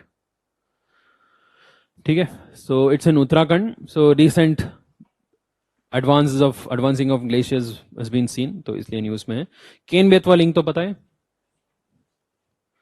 So Ken Betwa link, it's in which part? Central part, Madhya Pradesh.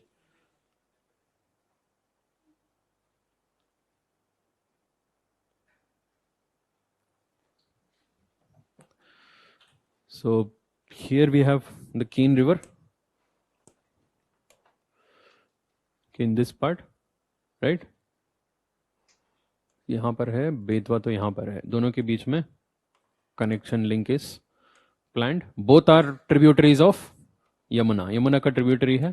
So after that Yamuna joins with Ganga. Okay, उसके बाद में join होते हैं. सो यहाँ पर, यहाँ से आते हैं Son, which directly joins Ganga. ठीक है. So this is Ken Betwa. Betwa is comparatively drier, right? So that's why they want to transfer some of the water from Keene River into Betwa River. So, and in fact, the level at which the Betwa River flows, that is also slightly higher elevation. थोड़ा सा ऊपर है. In fact, they are planning to lift the water. Okay, so lift करके transport करने का है. So there is a dam which is planned here, and they are also planning to have a hydropower project here. So, but जितना electricity generate होगा, उतना ही electricity वहाँ पर खर्चा हो जाएगा. So for lifting, but overall it is expected to benefit this Bundelkhand region, right? So that is why it is under implementation. So by the both Madhya Pradesh and UP, दोनों का joint project है. It is part of our national river linking project. It is one of the links under national river linking project. That is Ken Betwa link. हाँ, and Keene River also flows through the Panna Biosphere Reserve.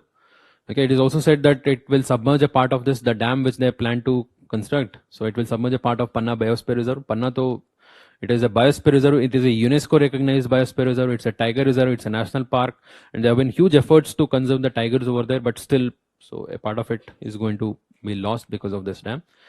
So ठीक है. मौसिन राम चिरापुंजी तो पता है. ठीक है.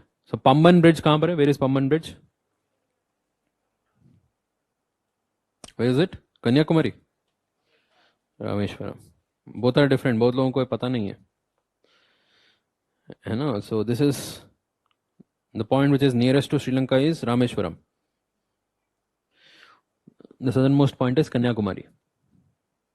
Okay, here we have a very big island. This island is what is Pamban Island. Okay, it is an island which is separated from the mainland. Okay, that is Pamban Island. So there our railways are developing. They are planning a vertical lift sea bridge. So that's why it's in news. So other than that, Barren Island to suna hai. So Barren Island is the only active volcano of the entire South Asia. South Asia, not Southeast Asia. Indonesia में तो बहुत सारे हैं. ठीक है. So and is there any other volcano? Dormant volcano. कौन सा? Narcondam. to the north of Barron there is a Norcondam. It's a dormant volcano, मतलब it is not active. Great Nicobar भी पता है. So Great Nicobar, that is where Indira Point is located, and that is the southernmost point of the India, and that is where we have the Great Channel, which separates it from the Sumatra.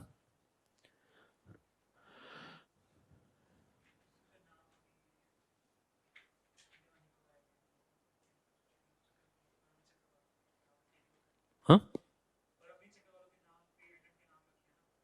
सारा याद नहीं रख सकते, important वाला.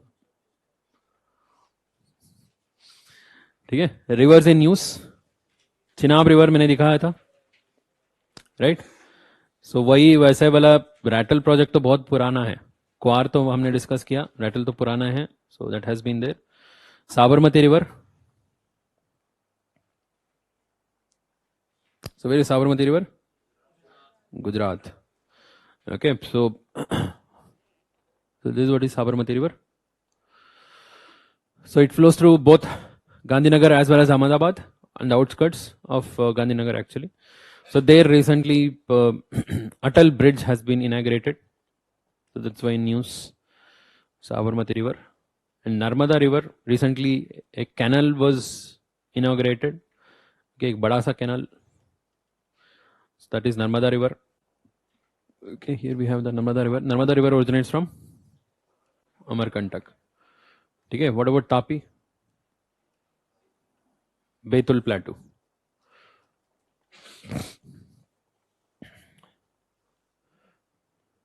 Okay, and Bhedti and Varada river.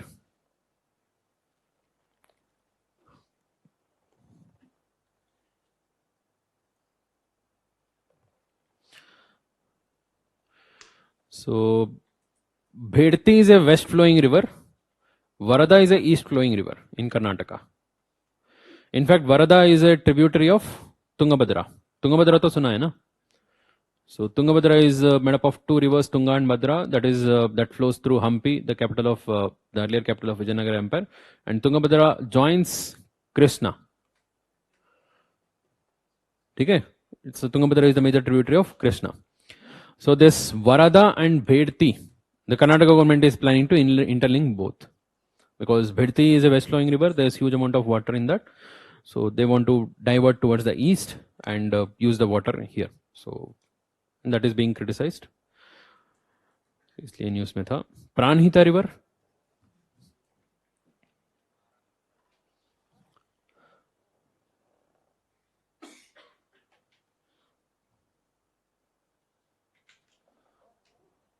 Pranhita is the combined rivers of the tributaries of Godavari, right? कौन कौन सा tributary है? Penganga, Wardha, Vainganga. So these three rivers combined together result in Pranhita river. Okay, so this is Godavari, right? So यहाँ पर है गोदावरी ऐसे. So यहाँ से तीन रिवर आते हैं, तीनों मर्ज होके प्राणहिता बनता है. So this stretch is what is called as Pranhita, right? So at the junction where Pranhita merges with Godavari, there is a project which is being implemented by Telangana. कौन सा? Kaleshwaram. Kaleshwaram.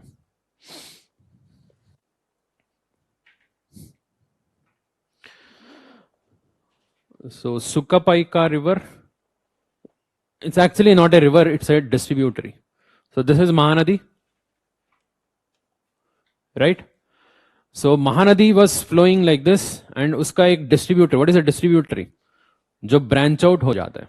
It gets divided from the main river. That is what is distributed, right? So uska एक branch था, ऐसे वापस जाके merge हो जाता. Okay, earlier it used to flow like that. That is Sukapaika.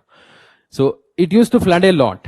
It was resulting in huge amount of flooding. So that's why that time they had completely blocked this. पूरा यहाँ पर block कर दिया था. So that entire river got drained up. After that, they constructed the dam, Hirakud Dam. The flow of water in Mahanadi was controlled. Okay, so but even after controlling the flow of water, they did not remove that embankment. क्या हुआ था? इसको यहाँ पर cut off कर दिया था. They had separated it from an embankment. Okay, so that resulted in total water shortage in this entire region. Flooding तो हो रहा था, but पानी भी पूरा बंद कर दिया ना, तो उसकी वजह से पूरा the region is facing issue. So the recently the Supreme Court ही बोला है ना, नहीं एनजीटी हैज सेड, तो उसको रिवाइव करो, वो जो एम्बैंकमेंट लगाया है उसको हटा दो. तो ऑलमोस्ट 50 साल हो गया उसको लगा के, गवर्नमेंट भूल ही गया है. ठीक है, कुशियारा रिवर तो पता है. So Kushiyara is basically Barak river only. So Barak river comes from Manipur. Okay, Barak comes from Manipur. It flows through lower part of Assam and it enters Bangladesh. In Bangladesh, it is called as Kushiara River and as well as Surma River. ऐसे दो तीन channel divide हो जाते हैं. So one is called as Kushiara, another one is called as Surma, and together it joins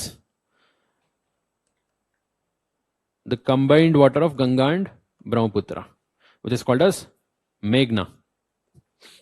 Okay, मेघना को join करते हैं, फिर मिलके होता है Padma, right? So that is what is Kushiara river. Kushiara is basically Barak river only. Surma. हाँ. So in India we call it as Barak, there they call it as Surma. Surma का एक और branch है, that is what is Kushiara.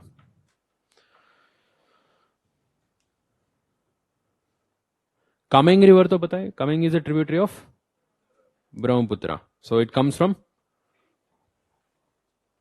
Arunachal. Okay, so this is what is Brahmaputra. So this is what is Kameng river. So Kameng is also called as Jia Bareilly. The same name.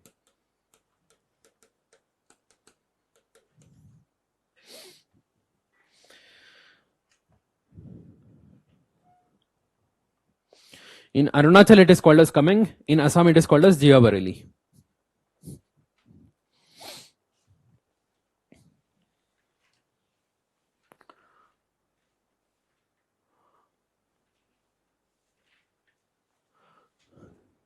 ठीक है. So international geographical features in news में actually location ही दिया है. News दिया है updated में कुछ दिया है, नहीं दिया. Location news some of them are important, so I tell you them. So Mauna Loa कहां पर है? Hawaii island. This is the largest island, sorry, largest volcano on the surface of earth, the shield volcano. So what about this Pantanal? It's a wetland.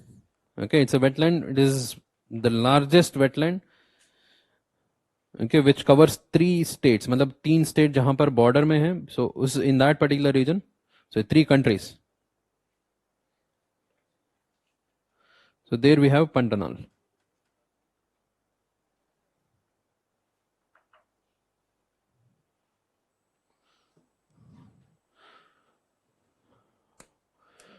So one of the largest wetlands in this region. It is also Ramsar site.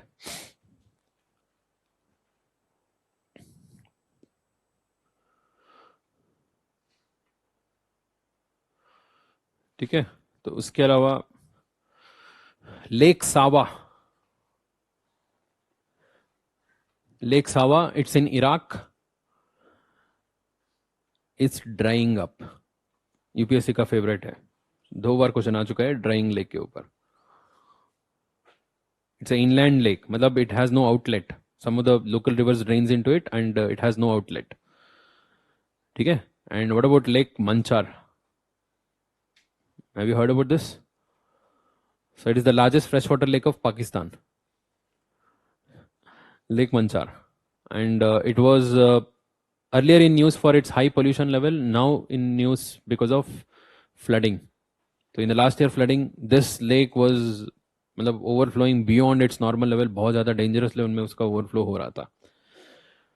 ठीक है. So what about river Seti? It's a river in Nepal. Okay, Nepal का river है. There China was constructing a hydropower project. It abandoned in between. छोड़ दिया. अभी India overtake कर लिया उसको, मतलब टेक ओवर कर दिया. ओवरटेक भी कर दिया वैसे. ठीक है. एंड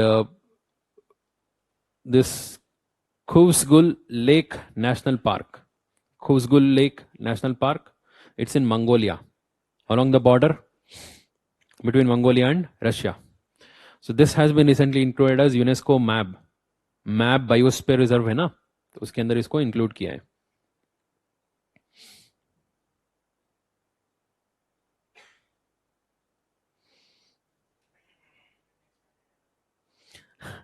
तोंगा वोल्केनो, तोंगा वोल्केनो तो एरप्ट हुआ था ना, so it was one of the very beautiful eruptions, you can see the video, YouTube में है। तो बहुत सही, मतलब सैटेलाइट इमेजरी उसका निकला है, so from satellite they captured the video. So that was Tonga volcano. So Wakari Island, White Island volcano, that was also erupted last year. Before last year, it erupted. And Shaivluch volcano, Shaivluch, it has not erupted, but it may erupt. Okay, I think 15 years before कभी erupt हुआ था. So recently it is said that it may erupt. It is located in Russia, Kamchatka Peninsula. हाँ वो गलत है, वो Indonesia में नहीं है, वो रशिया में है।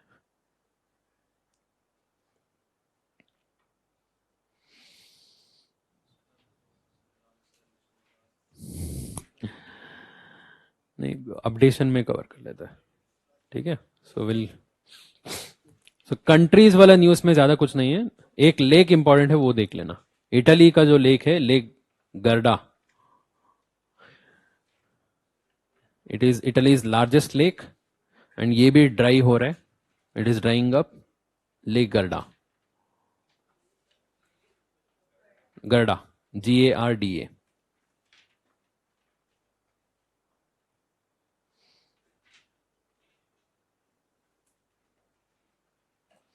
एंड इराक का एक न्यूज में है, ये सब टर्म्स रिलेटेड ही है। Shamal, shamal is it's a kind of local winds here, उसके वजह से डस्ट स्टॉर्म आ गया था, शमल। बस यही है। so, बाकी सारा हो गया, हमने अपेंडिक्स में भी कवर कर लिया। We have covered Ramsar sites, Ramsar sites हो गया, एंड ये अपेंडिक्स 1 भी हो गया। अपेंडिक्स 2 ज्यादा इंपॉर्टेंट नहीं है, so just glance through that, biodiversity heritage sites. तो 2 पार्ट रहेगा, एक है नेशनल पार्क्स एंड दूसरा है the wildlife species in news. We will have some more such news in the updation, updation में तो मिलेगा, तो वहां पर साथ में कर लेते हैं। Shamal was the local winds, local winds.